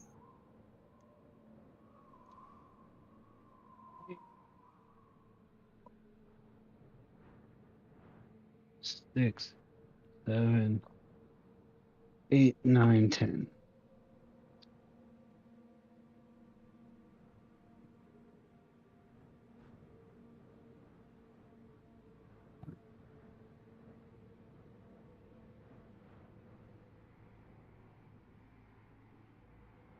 RVO ever put his necklace back on those Yeah. several days you guys were traveling? Yeah.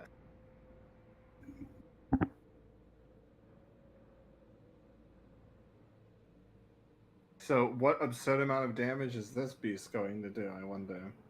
As you guys watch it,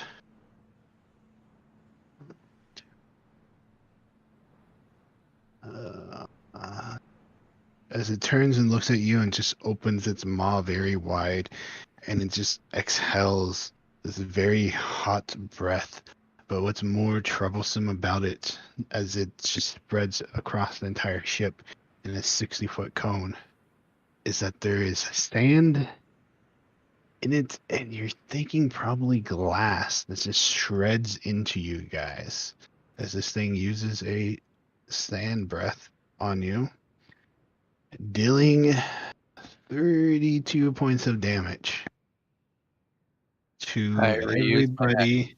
reaction. To everybody who, Cool. Let me do a thing real quick. yeah. I don't know.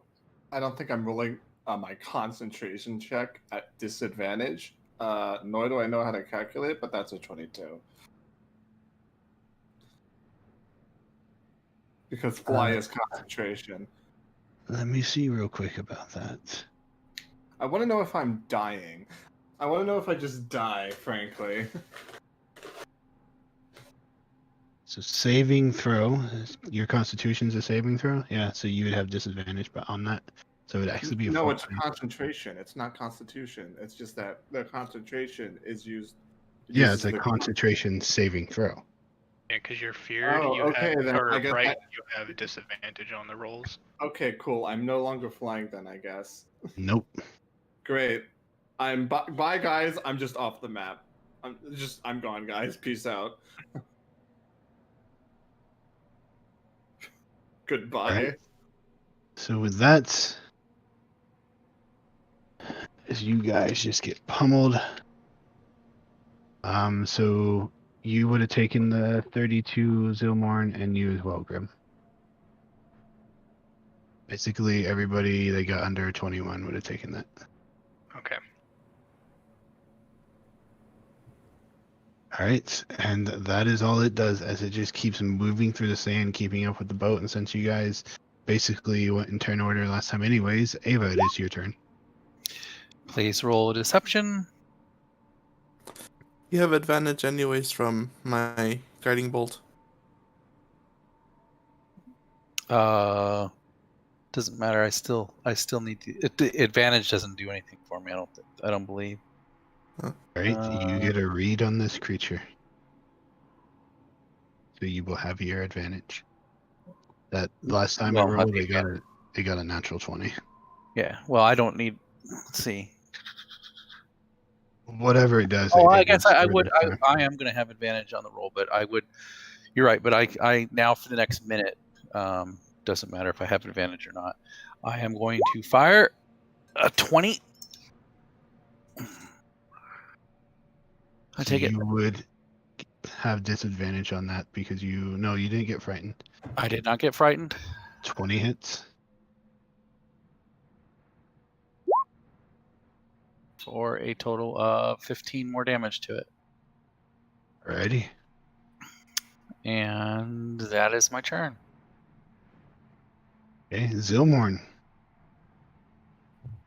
Looking behind me and not seeing Arvio, I'm going to basically make a turn this way to turn back around to see if I can pick him up.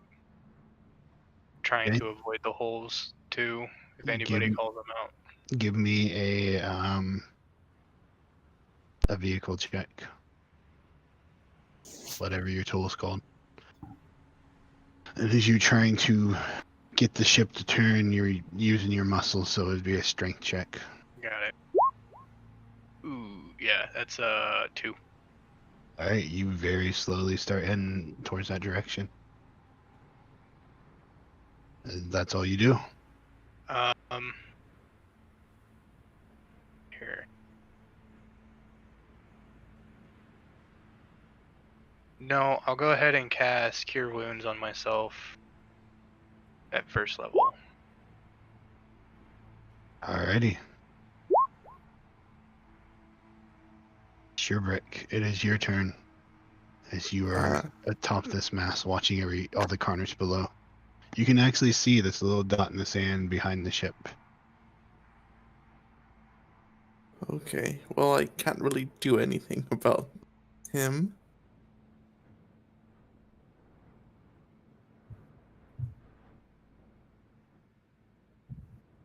I'm going to try casting Ray of Embezzlement on that thing.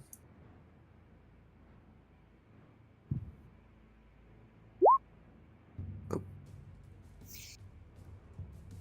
Ranged spell attack, D20 plus 7.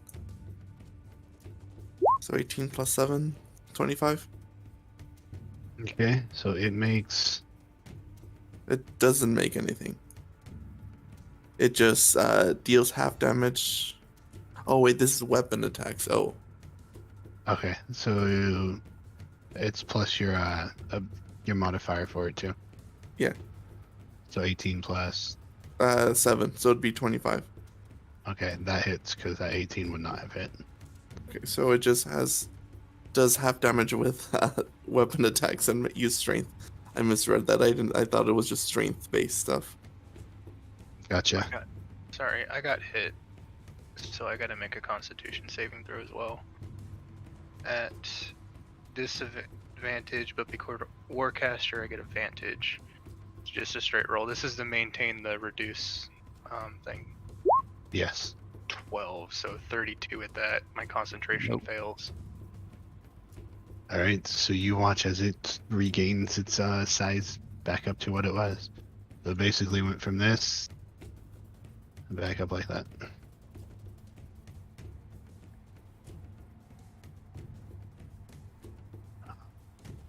That's your turn, you said, Sheerbrick? Yep.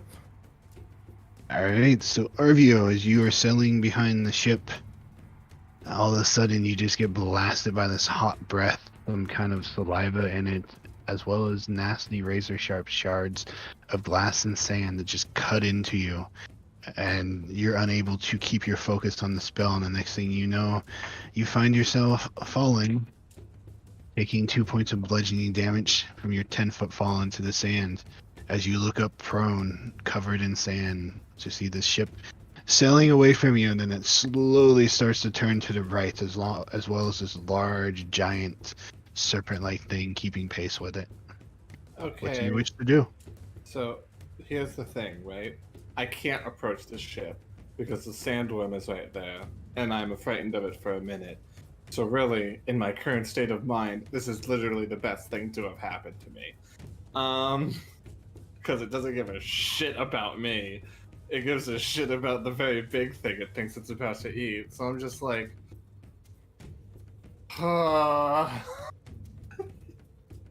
just kind of get up, dust myself off, and just kind of...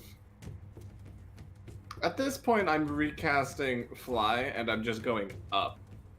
I'm not even terribly concerned, like, with approaching it right now. I'm just going 60 feet straight up. Alrighty. And that is the end of your turn. Yeah. Then Grim, that will bring us... Oh. I guess Grim / Philip, I did not roll for him. Are you still going to help him?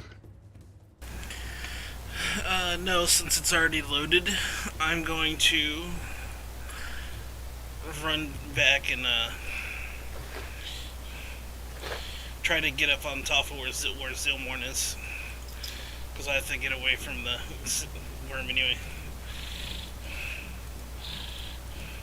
You do not have to move away from it. You just can't approach it.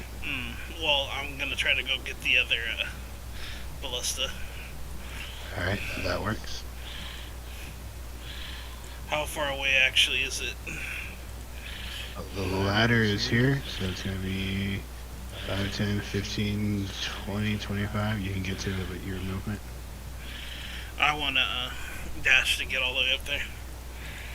Or, You can get to it with your normal movement. oh, up to right here. No, up to the crossbow itself. Okay, well, I want to tie my... 5, 10, 15, 20, 25, 30 puts you right there. Well, I want to use my rope to tie myself to the ballista. Give me a dexterity. I guess just a straight dexterity check. Or sleight of hand, if that's higher. I think they're the same.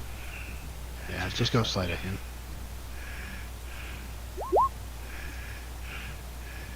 Right, so you run up there and you start tying the rope around it and tying knots into it. You feel confident about it. I guess only time will tell. Yep. And I'm sure that was my action. Yes, it is. Alright.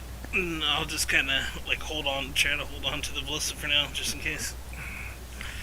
Alright, so how about you go ahead and give me a wisdom saving throw? And Arvio, you can give me a wisdom saving throw as well. Oh, great.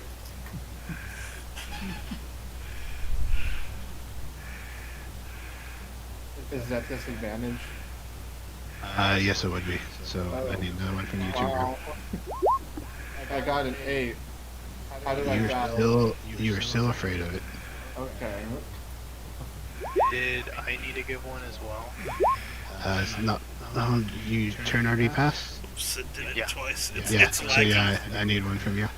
It's disadvantage. So it'd be 16 for Wisdom. me. Well, I guess it'd be straight for you. Yeah. So you got a 6, and you are all still afraid of this thing. Philip is going to try to shoot this, and that will actually hit. So you guys watch as Philip on the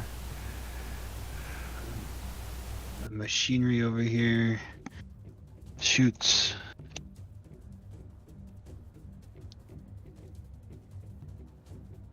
Alrighty, dealing. You watch as this very massive bolt from this thing just flies into the side of this and stinks all the way into it, and you can see where it hit, kind of blood just streaming down it. At the end of his turn, you guys notice this thing just burrow under the ground.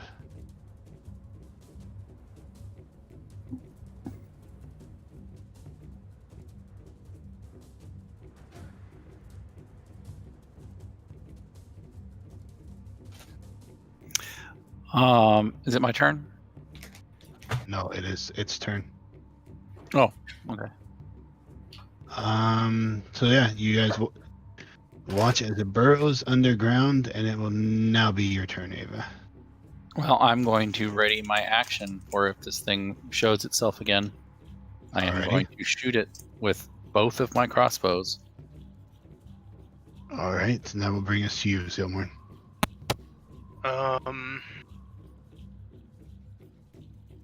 Okay, I will hold my action for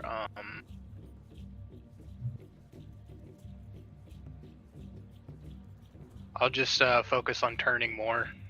The turn around for Arvio. That would be my turn. All right, so you still making that right hand turn. Sherbrick, it is your turn. Sherbrick is going to heal himself with that cure wounds at 3rd level. All right, and Zilmorn, you can give me a wisdom saving throw. Dude, seriously. You're still afraid of it. Though you don't see it right now, so.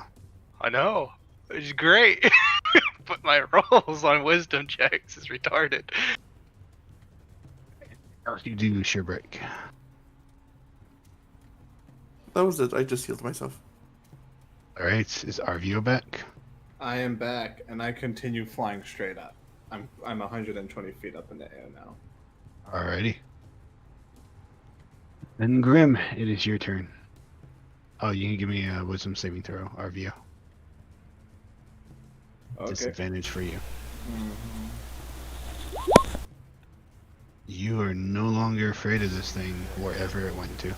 Alright, well, I am going to make sure this thing's loaded and ready, and prepare my my action to shoot it when it pops up. Alright, Philip will do the same thing then. And then I will need all of you to give me dexterity saving throws, except for Arvio.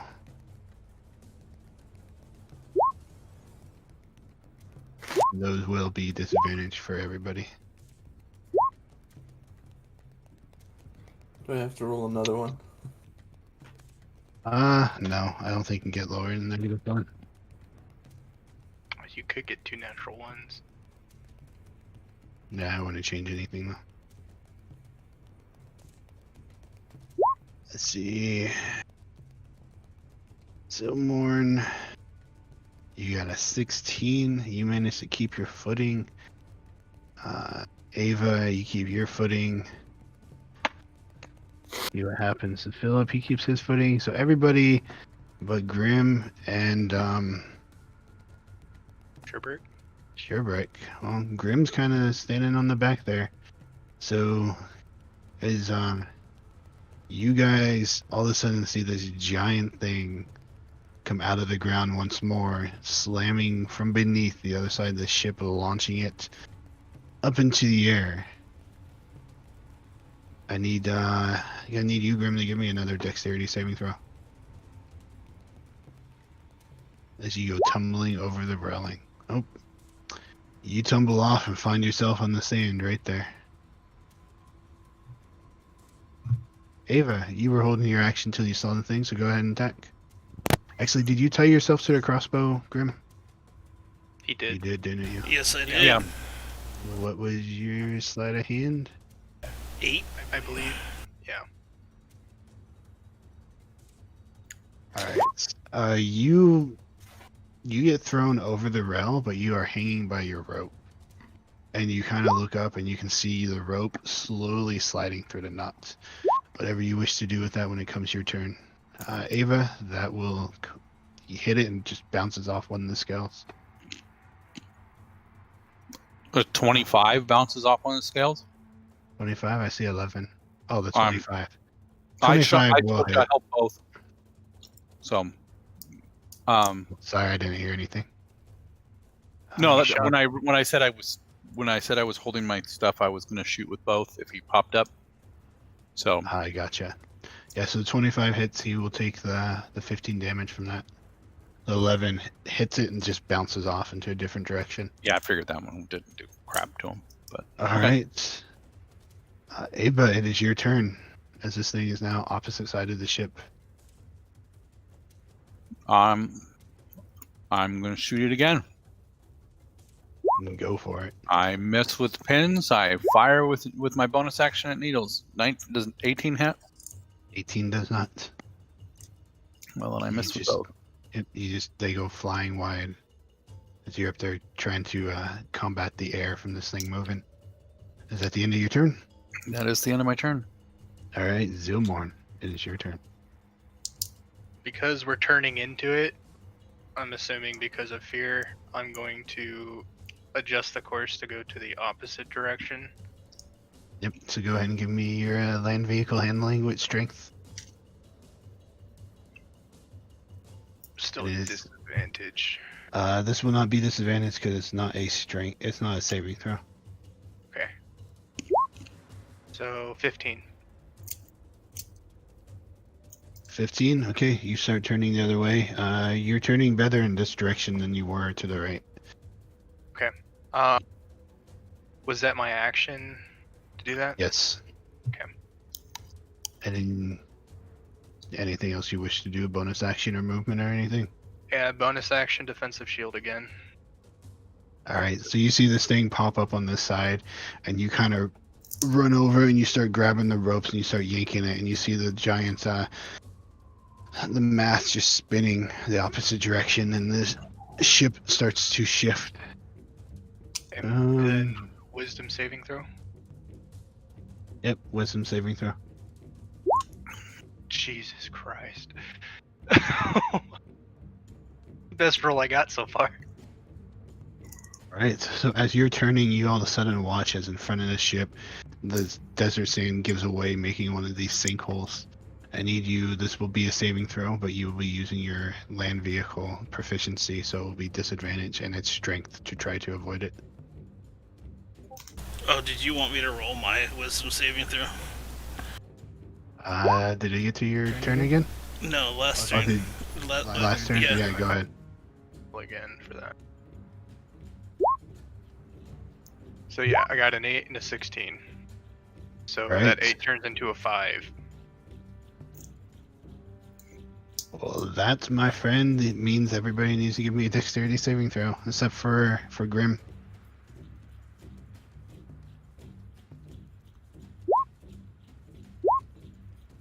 Jesus Christ. My saving throws.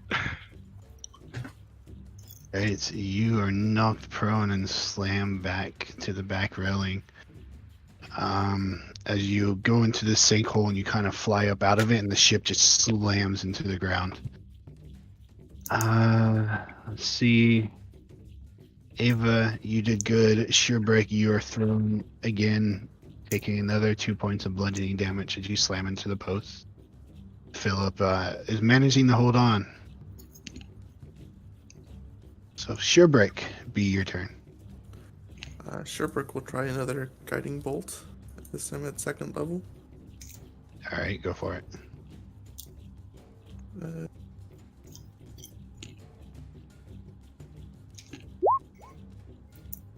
16 doesn't hit, right?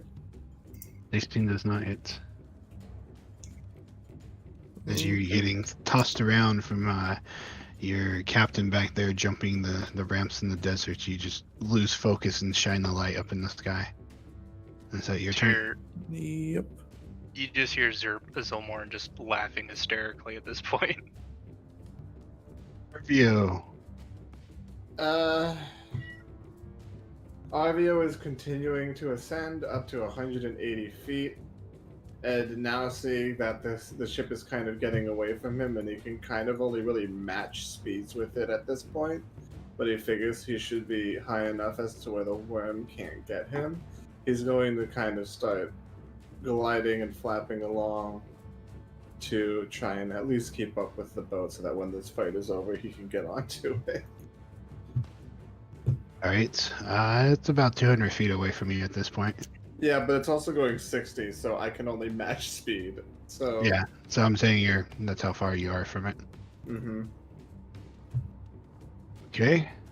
You are no longer feared, so you don't need to give me a throw. But Grim, it is your turn as you are dangling over the side watching the rope slip. I'm gonna try to cast my echo up on top All right. and attempt to try to climb my way up.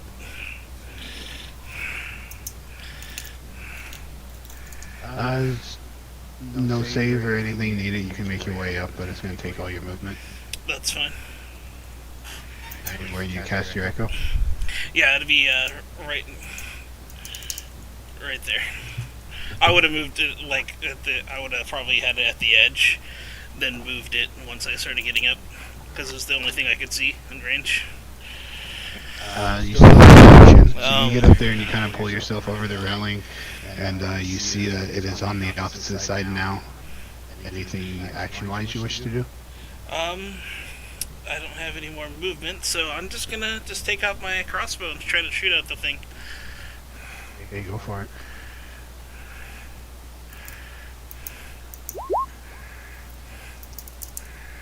Oh, I had that at disadvantage, so yeah. 19 would hit. Well, actually, you're fighting, so you would get disadvantage on it. Yeah. Yep, so your 17 misses. Alright, I'm gonna try to attempt to do it again. Alrighty. Your 11 misses. Well, and then I'm just gonna try to hunker down there and try to stay there. Alright, give me a wisdom saving throw.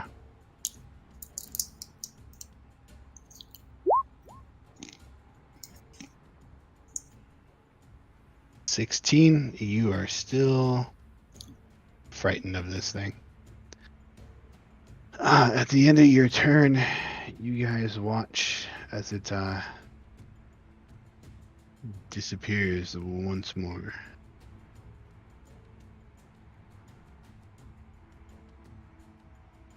Yep, it will disappear. And then Philip, he kind of turns around. He's not really know what's going on. He just finished loading that crossbow when the ship got slammed, so he's just gonna stay where he is. Ava, it is your turn. Well, I am going to again be withholding my action, waiting for this thing to pop up, and I will attempt to shoot it once it does. Alrighty. Zilmorn, as you are laying prone against the railing, what do you wish to do? I'll get up and go back to the helm again. Alright. And then I'm going to cast on myself Enhance ability, and I'm going to give myself, what was it called? Cat's Grace. So this is what I'm going to do. And then that's the end of my turn. Say again? You're casting enlarge and reduce again? No. Oh, sorry. Not that one. I clicked on the wrong one. Sorry. That one. Alright. And you move your way back up to where? Back up to the helm again if I can. Certainly can. Half your movement. I'll get there. Half my movement to get up. Is there... I'm sorry. Yeah, I can do it. So I'm good.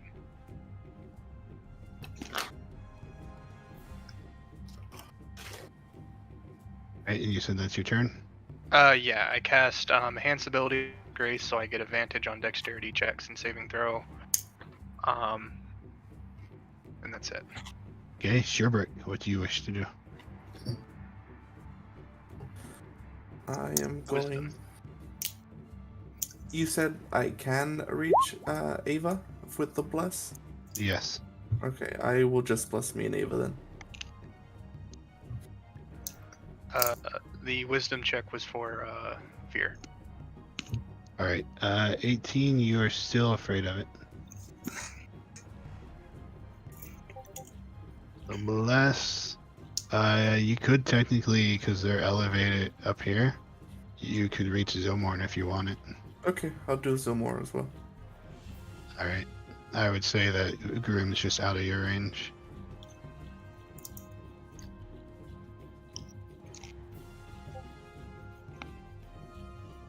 Alright, anything else you do? Nope. Okay, at the end of your turn, I need dexterity saving throws from everybody in ship again. Is this disadvantage still? Yes. All Okay. saving throws, you guys are making disadvantage. Alright, so because of Cat's Grace, it's a normal roll for me. 19. I did not do well. And whoever has Bless gets a d4 added to that too, so... It doesn't matter with the D4, I still fail. Got 19. Sorry, not 9. Yeah, 20 for me. Alright, so from Shurek, got a 12? Yep. Alright, so you get slammed into the pole and take 3 points of bludgeoning damage as this thing emerges from under the ship again, just launching it in the air on the opposite side. Let's see, Zilmorn, you're 19, you save. Grim, you save. Ava, you will also take that 3 bludgeoning damage as you get slammed into the pole. You were holding your action though, Ava, so if you wish to take a shot as you're kind of just dangling from this mast. 26 will hit. For 25. 25, alright. You sink a bolt deep into this thing. It is not bloodied. Does not seem to have really taken any notice of the attacks you guys are doing, but you're still attacking it. Arvio, it is your turn. Still gliding along on the thermals. I know I'm not attacking this thing, but Arvio's not doing it, so it doesn't turn its attention to him. This is survival. You're basically watching as the ship is sailing and it like starts to drift to one side like it's turning, and then this thing just burrows down underneath the ground and just launches up underneath it, just causing the whole thing to just fly to the side, throwing everybody about, and then the ship starts turning the other direction and it does the same thing the other way. Seems like just this back and forth game between them so far. Yeah. But that cone of glass and sand was it's pretty that was nasty. yeah, pretty nasty. So I'm not going to attract attention to myself. All right, Not doing Grim, it is your turn. I'm gonna try to shoot the ballista. All right, I need you. So basically, there's 2 ways you can shoot. Are you going to try to be dexterous with it, or are you just going to try the brute strength to shoot it? Brute strength.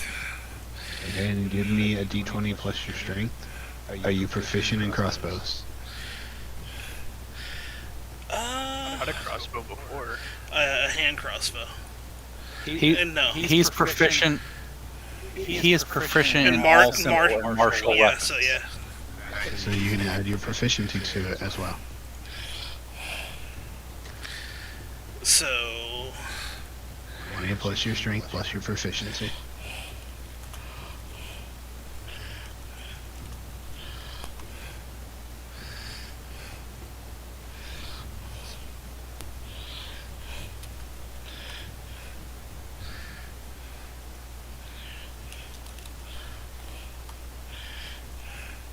Okay, 25 will hit.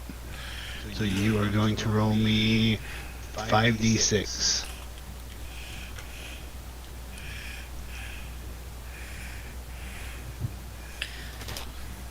Alright, so you run over and you take points. I was gonna say, does this work with my great weapon fighting?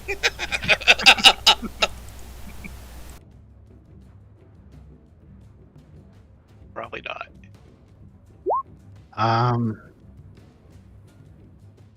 It's with the melee weapon. I So wish. you kind of climb up on the side, you're sitting there, all of a sudden this thing launches up underneath again, just throwing the ship to the other side. You this time manage to grab on, and you come up and you grab this thing and you turn and you sink it. I mean, this bolt that you're shooting from it is almost the size of your arm. It's pretty big, and it just sinks deep into this thing, and you can see blood starting to trail out from the wound that was left on it. Anything else you wish to do? Nope, I just start holding on again. Alright. Philip, who had reloaded his the last turn, is going to try to take his shot. And that will hit for him.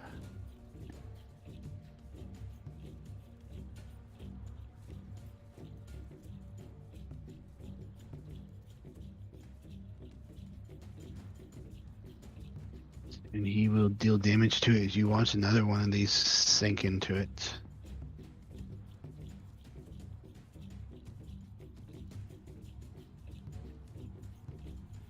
And on the end of his turn, it is going to burrow back down into the sand. You can give me a wisdom saving throw disadvantage, by the way. Oh, right. Ava, it is your turn. All right. So Ava's getting pretty upset about this thing like disappearing and stuff. She is going to unstrap herself and prepare herself with a flask of oil in her hand. If this thing comes out, she is actually planning.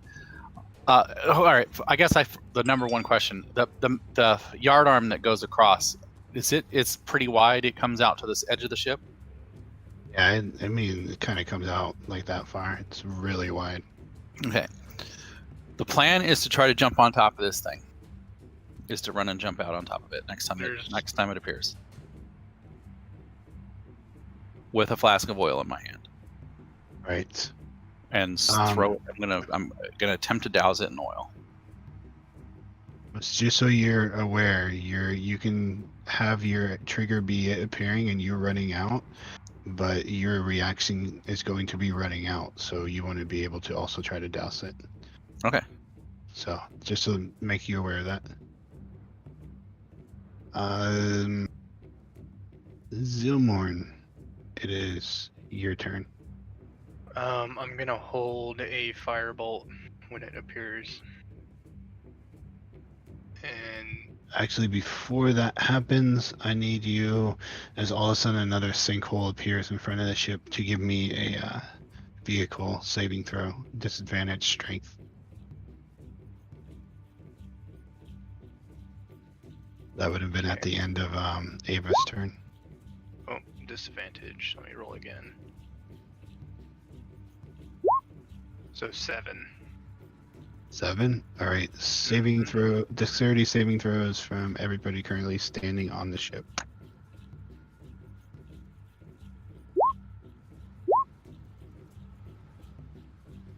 That'd be. Oh, you have your cat's grace. That's right. Mm-hmm. Grim 10. Shipwreck Plus 10. 4.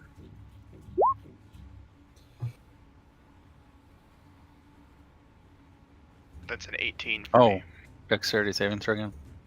Yep.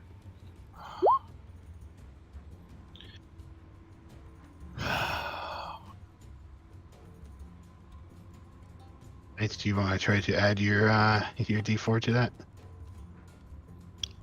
Is it gonna help? Never know. 11. 11. No, unfortunately. So Grim, you fly over the side again as you watch your rope even more this time going slack. Sherbreak, you will take 1 point of bludgeoning damage. Zilmorn, you save yourself this time. Ava, you were halfway up.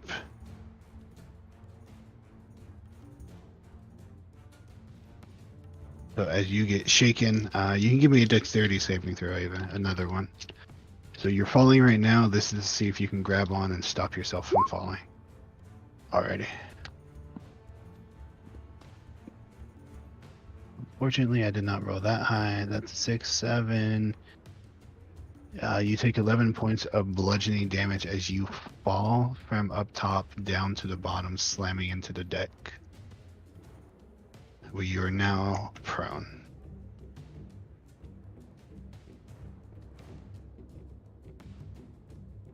Zilmorn, you ready your fireball? Firebolt, not ball. Firebolt, okay. Sherbreak, it is your turn. Sherbrick will hold a channel divinity path to the grave. Oh, actually, no, it's 30 feet. Never mind. He'll hold another guiding bolt. Alrighty.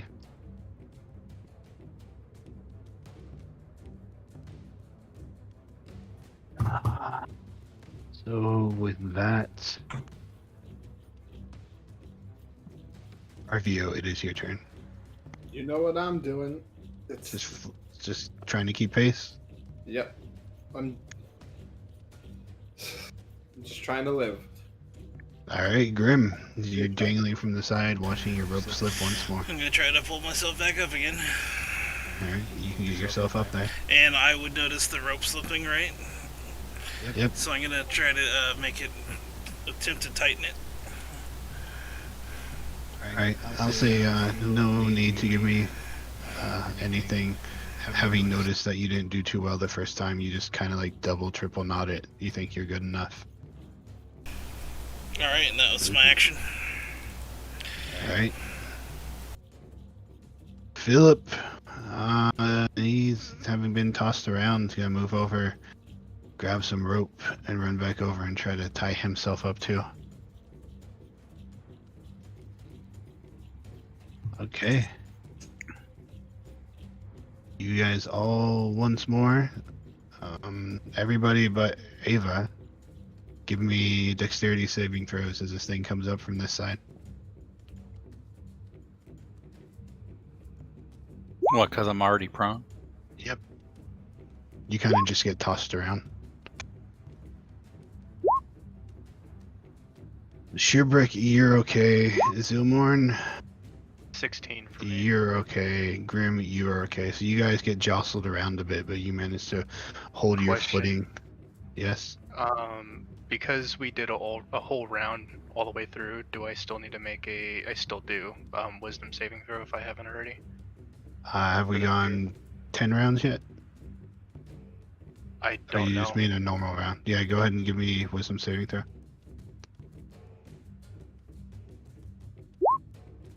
Nope. And Grim, you can give me one too. Because I think you guys had a couple you missed, so if you want to go ahead and give me another one, you can. I can still add the D4 to it too, which that 18 I should have done, but is what it is. Nope. Yep. Grim, you can give me one more. I think we missed a couple. Alright. So that's just that. Ava, if you still wish to try to move towards it, since you were already holding that. I can't get to it at this point with being knocked prone, so I wouldn't have tried. Well, it is still there as it becomes your turn. Yep, so I'm going to stand up. I'm actually going to move to here and go prone on the thing, because that doesn't take any movement to do. And I am going to attempt to shoot it. 19 will well, it'll you be- can add your- Yeah, it'll be a 19 at the very least. a 19 will hit. Okay, so doing another 20 damage to it, and then I'm going to fire at it with my offhand and miss. Yes, that will miss. Alright, so having seen this thing emerge, you stand up, you run over, slide down, go prone, take a couple shots at this thing. One's hitting true, the other one's just flying wild. And that's the end of your turn? I was holding my action too, by the way, when it emerged. Okay. Sure, break through. Okay, you guys go ahead then. Disadvantage because I'm frightened still. 20 hit. 20 I will hit. got to do 4. Screw it. 22. 17. 17 will miss. Okay. If only you gotten a 3 or 4. 3. 3 points of damage. Massive amount of damage you guys have been doing. You don't think that thing even noticed anything. But hey, it is your turn again. I'll pull out my crossbow and shoot it twice. Advantage. So first attack 22. 22 hits. That will be 9 points of piercing damage. And then second attack will be 20 20 hits. and 9 points of piercing damage. And that's my turn. Alrighty. At this point, you guys have been riddling this thing with your crossbows and occasional spells here and there, and it just kind of got blood that's streaming down its body. It is to the point now where it is bloodied. Sheerbrick, it is your turn. All right, Sherbrick. He is going to come down. 6th round, by the way. Celtic for fear or fright. Alright. Am I able to come down? You can. It's you're 100 feet up, so it's gonna take you a while to get down. Can I cut the rope and just drop down? You can, if you want to just like untie yourself and just drop, you can, but you're gonna take that damage. 100 feet's a long way. It is a long way. Never mind. I'm just gonna shoot another guiding bolt. It's basically 10d6. Alright, go for your guiding bolt. Nope. You miss as you're contemplating cutting yourself and dropping down to the ground, and you kind of second guess it, and you look up and you really quickly cast your spell, but it just managed to slide out of the way when you cast it at the end of your turn. Yep. Okay, Arvio, it is your turn. You're just flying towards it. Uh-huh. Alright, Grim, it is your turn. Would I have enough room to go over to the other ballista and shoot? You tied yourself up with the rope so you wouldn't fall over, so I'd say no, unless you want to Okay, just like that's fine. quickly release yourself and go. Nope, I want to make sure this is loaded and ready. And I guess that would It take will- my action. It takes your whole your action to load it up. You get the feeling it'd probably be good for 2 people to operate one of these, one to load, one to shoot. Yep. Well, that's all I'm Alright. gonna do. Just load it up and You get don't have, ready. you don't want to have your echo do anything? I mean, that was my 'Cause action. this one's over here. Oh, it doesn't get a different action than you? No, basically it's me. So if I use my action, I can't use it. I can't interact with objects. So it's me. Gotcha. And plus with fear, his echo can't get closer to the creature anyways. Unless if he summons it right where it's supposed to be Yep. and then attacks. I gotcha. You can go ahead and give me a wisdom saving throw. Philip is going to curse himself for having tied himself up, but he knows this thing has been switching back and forth, so he's just going to ready his action. And a wisdom saving throw from you, Grim? No, lagging out. Alright. You guys watch as this thing burrows once more into the sand. Alright, 3, you are still frightened. Ava, it is your turn. I'm going to crawl back over here Alrighty. and prep my action to shoot it when it if it pops back up. Alright, Zilmorn. You still trying to turn this thing? Because you basically been zigzagging back and forth. Yeah, I mean, the sail's affixed to going to the left at this point, so I'm not gonna bother. As long as, does it stay in position when it's affixed like that, or do I have to constantly hold on to it? No, these things here, you can lock them so they stay in the position that you have it. Oh yeah, I would have done that if I knew that. So yeah, I would lock it going into the left because it's easier to go that way. And then I'm going to hold a firebolt until it appears. And that's the end of my turn. Alright, Sheerbrick. You doing anything fancy? You should No, cut the rope and just fall.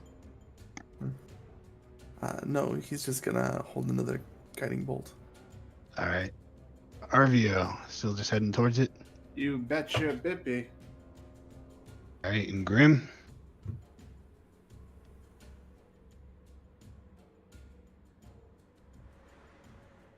Alright, so once more manning that. Yeah, hold my action. Philip is gonna just stay where he was and ready his. Ava, you've come to a point where you've waited and you're kind of looking around. Nothing seems to be happening. Then I'm gonna stand up and I'm gonna come over here. Oh wait, that's too far. I was here. I'm gonna stand right here. Okay, Zilmorn, you're still just gonna keep the same ready to action. Yep. All right. And with a ready still. Okay, and Sheerbrick, Yep. you're still frightened. Arvio, just heading towards the ship. You betcha, baby. That's what I'm doing. I'm glad. Okay, and Grim, still ready to your action. Yeah, I'll be ready in my action still, but I'm still looking around. Do I see holes in the ground at all? There's holes all around in this place. Okay. You get the sense, having watched this thing create these sinkholes, as you've kind of dabbled with it here, that this giant stretch of flat land that you're on is probably home to this thing.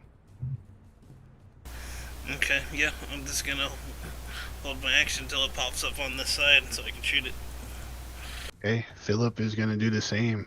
At this point, you guys have stood here for a while just waiting, and you don't see anything else happening.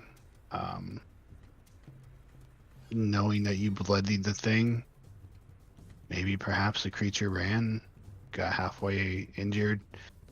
Creatures usually tend to run when they get injured. Not really sure. It could just be playing with you guys.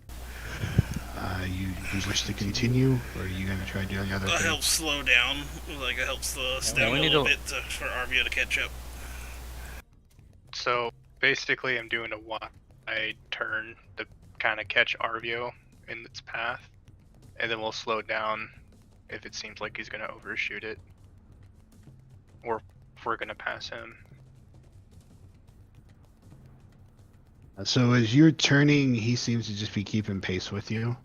But if you wish, you can, because you're making very wide, slow turns. I don't know, Arvio, are you gonna head towards the ship, or you gonna kind of like try to cut it off and do an intersect type course, or you just gonna keep following directly behind it? I'm going to keep following directly behind it. I don't trust that this is over. Here's Okay. a question. How long does fly last, and how long have we been waiting for this monster to reappear? The answer is 10 minutes, which is why I haven't cast Sending yet, because I have one level 3 spell slot left. Yeah. Been waiting probably like 12 seconds so far. And it's not that long a stretch of time, but at the same time, this creature was attacking you guys constantly, and now all of a sudden it seems to have just stopped. So Yeah. We'll slow down. I'll basically, if Arvio's keeping course with us, I'll slowly start adjusting the ship to go back to south direction and slow it down so he can at least try getting onto the ship. And I'm going to tie myself to the helm. Alright, so you guys kind of deflate the sails a bit, which I guess would require somebody to untie themselves and go. I would do that. Okay. So you would end up finding yourself down here then.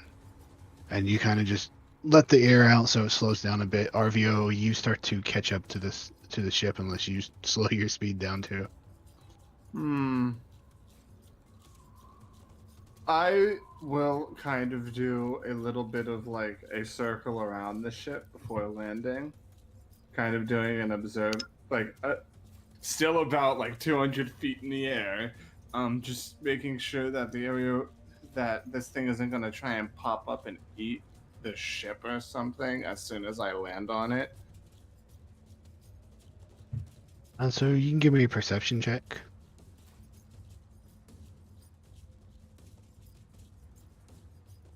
15.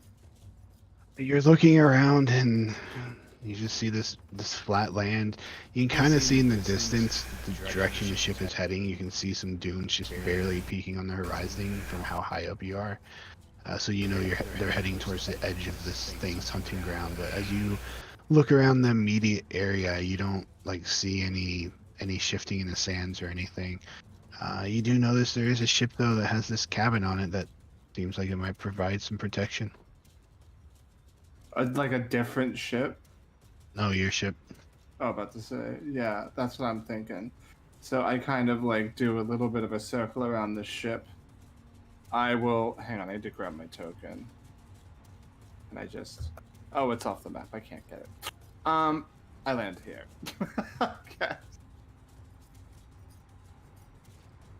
All right, and there you I are. land here, and I immediately go into the cabin. Once I see him do that, I'll try to reopen the sails again. Yep, full speed. Yeah, and I'll just fold the wings back in, and I will disperse fly as I like just kind of hop on my bed, just chill until this is done. All right. Well, I will go ahead and say, as you kind of land in there and you run in, that's kind of just where you're at inside. You kind of just hunkering down. The rest of you guys are on high alert as you're sailing. You still notice these sinkholes that were already there, but you're managing with Sherbrecht's help. I'm assuming he is helping you to steer your way around them. Yep. Mm-hmm. All right. A little while goes by. Eventually, it's been like a minute, 2 minutes, 3 minutes. The rest of you can start to see the dunes on the horizon, and nothing has happened to you since it disappeared last. You guys are free to do what you wish. Okay. Philip is just going to stand guard here on this one, kind of just looking around. I will either call, I think I'll call Grim if he's not busy and ask him to man the ship for a minute. Aye, aye, Captain. And then I'll jump. Go ahead. Go ahead. I was gonna jump down to the cargo bay and inspect any damages to the hull itself. Okay, you can go ahead and give me an inspection check. I'm gonna go in the cabin where Arvio is. You okay? I've been much worse. Don't worry about me. I'm picking shards of glass out of myself. Are is the fear there's gone? quite a few shards in him as well that he's just kind of nursing. Sherbrick, how long does Bless last? A minute? Yeah, a minute. Okay, yeah, it's long gone. So I got a 10 for investigation for the hull. Okay.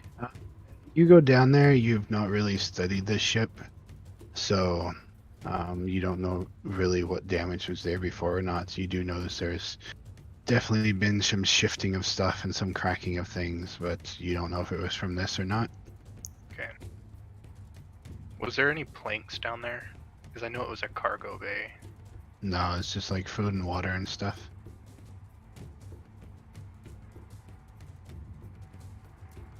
You gonna do something, Grim? No, I'm guiding the ship. Yeah.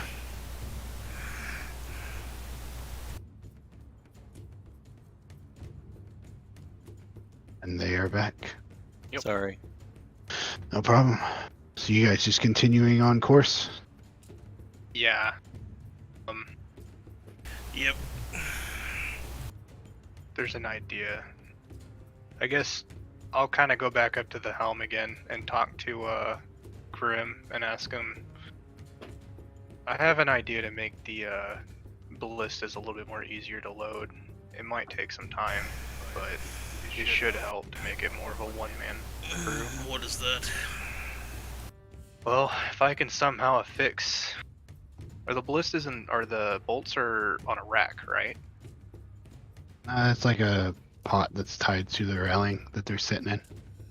If I can somehow make a box affixed to the ballista itself with ropes kind of strapped to it to hold it up against it, that way one person, don't know, be like a loading mechanism in a sense is what I was thinking. Sounds like a lot of time. It does, but I can be able to do one and it might seem to help out. But I mean, other than that, I can dabble with some I can try transmuting it to where it would not have the loading property, but the problem with that is it's going to take a while, and I don't know if it'll work. One of you guys are going to have to basically, in a sense, be honed or bound to this weapon itself, so meaning you're going to be on it almost 24/7, but that seems like it's a far-fetched idea. Yeah, I'd rather not be stuck to this equipment. I agree. But there's another thing I can do. I can try making it to where there's some sort of well, rope does do the trick for sure, but I can make it a little bit more stronger to where it affixes you permanently to the actual ballista itself. Just something that's going through my mind at the moment, because that was something we should not try doing again. I think we just need to get out of the desert, but yeah. I agree. I'm more... Driving this takes a toll. I'm not very strong. But I don't really think I'm that strong either, but it's been a hassle. I have a feeling we might need to train everybody how to drive this just in case if it frees somebody up. Yep, I agree. I mean, I'm not really good at it. I'm just pointing where this thing tells me to so far. Well, as long as you keep it in the southern direction, which seems like we're all going, I think that's probably what we're supposed to be doing. I tried getting some more information from Arvio about what direction or where we're exactly heading, but I mean, I don't really know what we're planning on doing. So far, we're going towards the as far as I remember, it was only a town we were going through for his family. That's about it. Yeah, it's that mountain range. I forget the name of it already. It starts with an S. Salumis? Saloon? Yeah, the one on And the that's south. the first mention of Arvio's family. Well, that's new information for me too, so I guess Yeah. as far as I know, where I need to go is in this valley. And I'm assuming you guys are heading in the same direction. I don't know exactly where, but we probably should ask him to see if he can tell us exactly where we need to go. That would definitely make the job easier. When we get closer, I guess we can figure that out. We're still a long way. And this is daytime, right? Yeah. It was just like the start of it. You guys were switching out shifts when it happened. If you're willing to go ahead and man the helm. I'm good, Pretty man. beat. I'm tired, but this is alright. So I'll go ahead and get some rest. You see Arvio and Avon You there? do that. I don't know if they were chatting or not, but you see him. Yeah, probably small talk. Talk. Arvio was like, sorry about just kind of chilling in the back. I wasn't going to put myself in that much danger. It tends to lead to bad things. How wounded is Arvio? Oh, I'm fine compared to other fights. I have 20 hit points. I'll walk this off. Like compared to other battles, I only lost like 32 hit points. Well, shit, it should make you tougher after you're into this ordeal. Yeah, and technically I'm learning. I didn't almost die in this battle. This is an improvement. I guess before I lay down, I'll kind of pull out a sketchbook and kind of draw like seat belts in a sense of how to fix it to, like, come up with ideas how to fix it to the ballistas, to the helm, to the mast. Make it a little bit more secure to where we don't get flung off the boat like last time, or somebody did at least. Well, as you are kind of doing that, you do recall that up at the front, there was some storage that had like some harness hooks things in them. Kind of brings to mind the things that you are sitting there drawing up. So I'm sitting there drawing, and you just hear me go, God! Go to sleep. Just throw my sketch on the floor and go to sleep. Alright, so you guys continue on into the day. It's not too long before you're out of that place, Grim. And you're sailing once more up and down the dunes. A couple more days go by. Anything anybody wants to say or do during that time? I think with the rotation that we have, with Grim and I switching off, I know Philip, now that he's back, I'll try getting him into the rotation so it will limit the amount of time that we're driving. Instead of one of us doing 12 hours, we can do, an 8-hour shift all the way through and do something like that. And then I will retrieve the harnesses. How many do I have? There's just one of the crates that were up in the front, just packed full of them. Okay, I will. Is there a way to affix them to the actual ballistas and the helm? The ballistas themselves, no, but you could definitely just attach it to the railing next to them, which is what they're attached to basically, and you could affix it to the helm, yeah. Okay, I will fix it to the railing, to the helm, and then I will hand Ava, Sherbrick for sure, and Arvio one if I have that many. So I don't know how many I have, so I'd basically put one on each ballista, or next to, one on the helm, and then 3 more to people. Yeah, you dig out about like 10 of them, so you definitely have enough to do that. I have 2 more. So I'll hand out to, when somebody's not driving the helm, they'll basically have one on them at all times. So I'm sorry, I zoned out. What is this thing? So you have a harness Okay, that cool. you can attach to the railing of the ship itself. And then with some rope, we can attach it to the mast. Attach the rope to the mast to attach that to the actual thing. And I wonder if we can do that to the ballistas. No, we'll just leave them there for the railing just in case. So yeah, basically everybody has a harness that they can get to, and or they have one on their person, except for the drivers. Okay. So whoever's driving, like say that I get up and Philip's driving, I'll hand over my actual harness to him so he can have one on him at all times. So everybody has one. I gotcha. You could basically give one to everybody and they can just attach them wherever they happen to be. I mean, If you guys wanted to walk around in these 24/7, that's up to you. I think that's probably a better idea.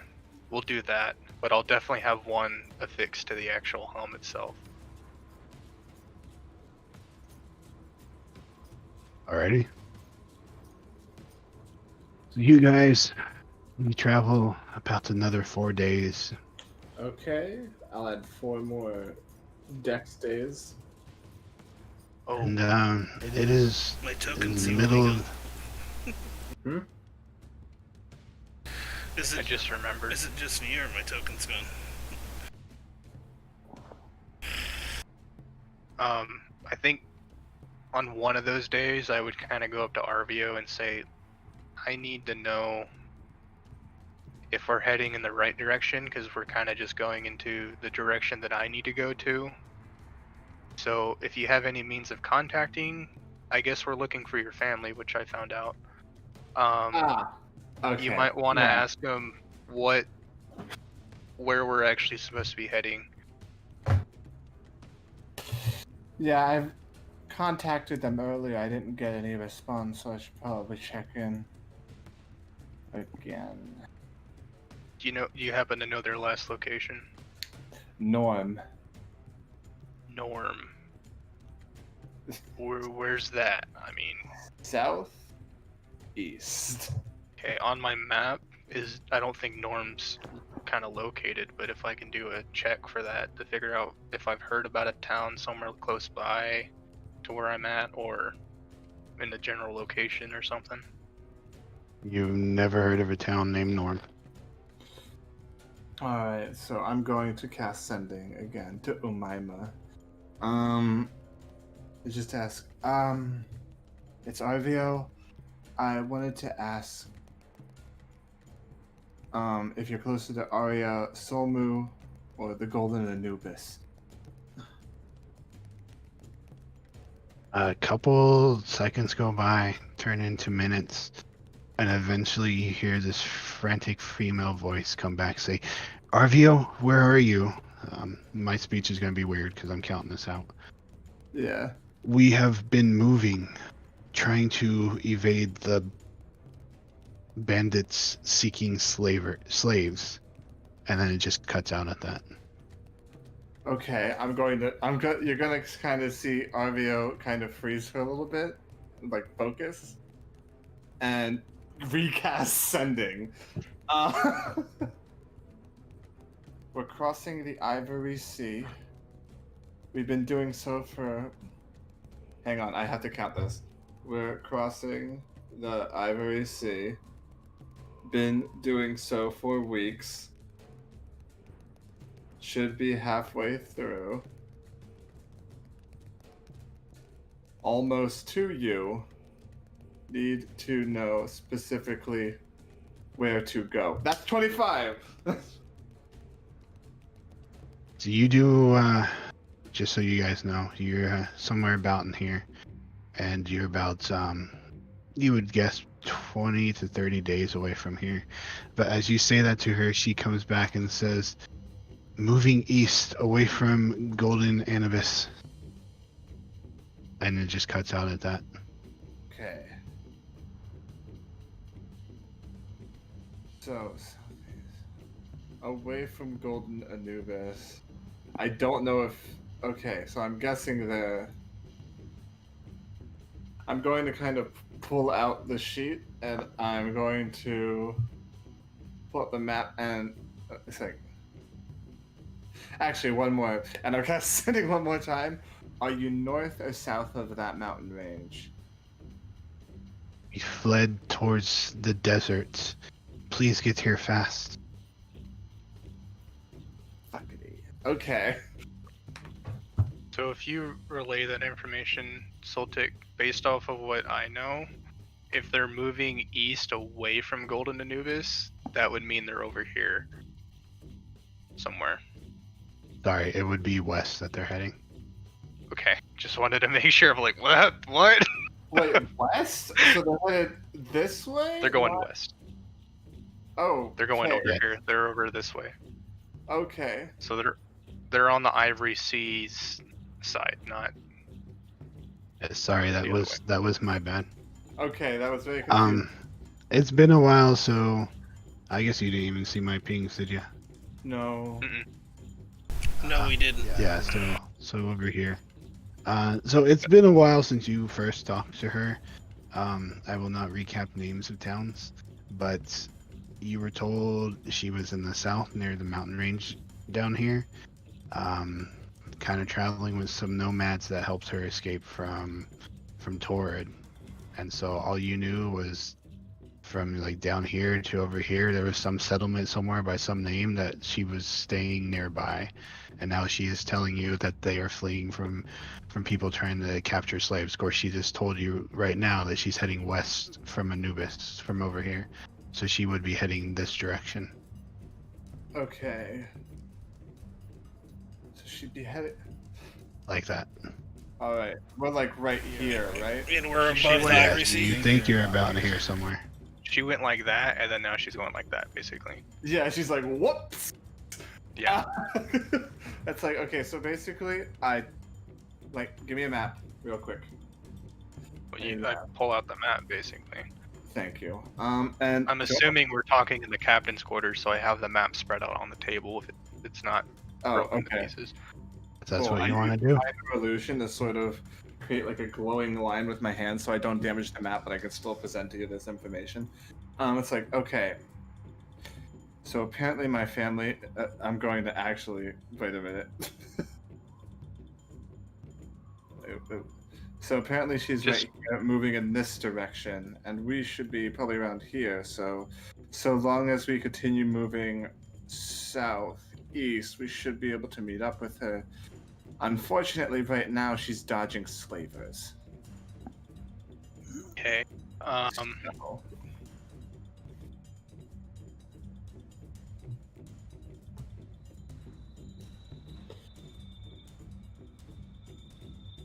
You have a So question? She must be rather special to you, Arvio. Yeah. Yeah. So I'm gonna basically adjust the course slightly instead of going, we're not going straight south. We're going more like a southeastern direction. I had figured this whole time that you guys were basically going like that. Doing that way, yeah. So, because I keep saying south, so yeah, same direction going that way. Yeah, I figured you guys weren't like doing that. Yeah, no. I'm wondering if Ava's passive insight or whatever heard the "it's complicated" in Arvio's. Yeah. So from where we're at, can I see the two landmass or two mountain ranges? Where you The are golden now. nugget? Okay. Which landmass can I see? Currently mountain range. none. You just see sand dunes. Oh, just straight up dune. Okay. Endless Okay. sand dunes. Yep. You go out and look though. Yeah, I'll go ahead and go out and look and kind of gauge if I can see the two mountain ranges that we're kind of heading to. One should be almost pretty much straight ahead of us, and the other one should be towards our left. Yeah, so you go out and you see absolutely no mountain ranges to like, if you talk about this one down here or this one, you're not seeing these at all. You do see over in this direction what you think is a mountain range as you were up there looking. And Sherbrooke, you would have noticed this too. But this mountain range just seems very smooth and it just stretches on for a while.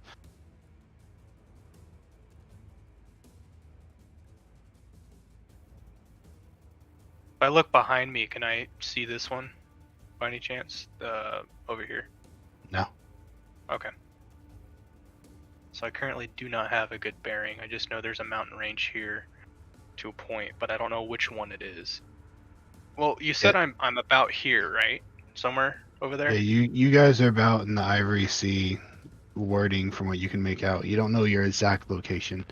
And you don't know exactly what you're looking at. You just know that you're looking in eastwardly direction and you just see this smooth, everything's just kind of flat mountain range out there. So yeah, we'll just continue our same direction we're heading. And then I'll tell Arvio, I said it might be wise to keep contact with her to find out if she's getting closer and closer to I'm gonna butcher this name again. Aria Saloon. Arya Solmu?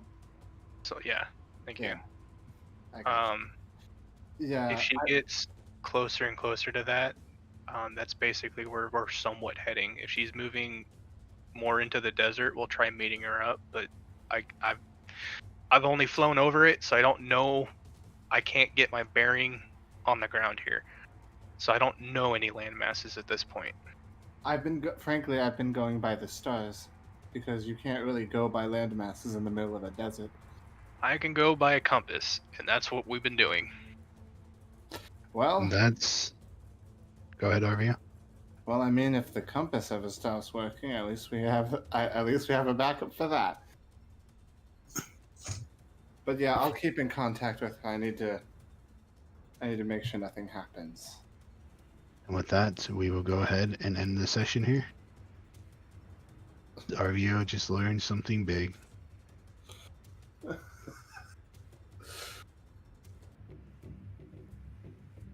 Oh, I'm about to murder some slavers.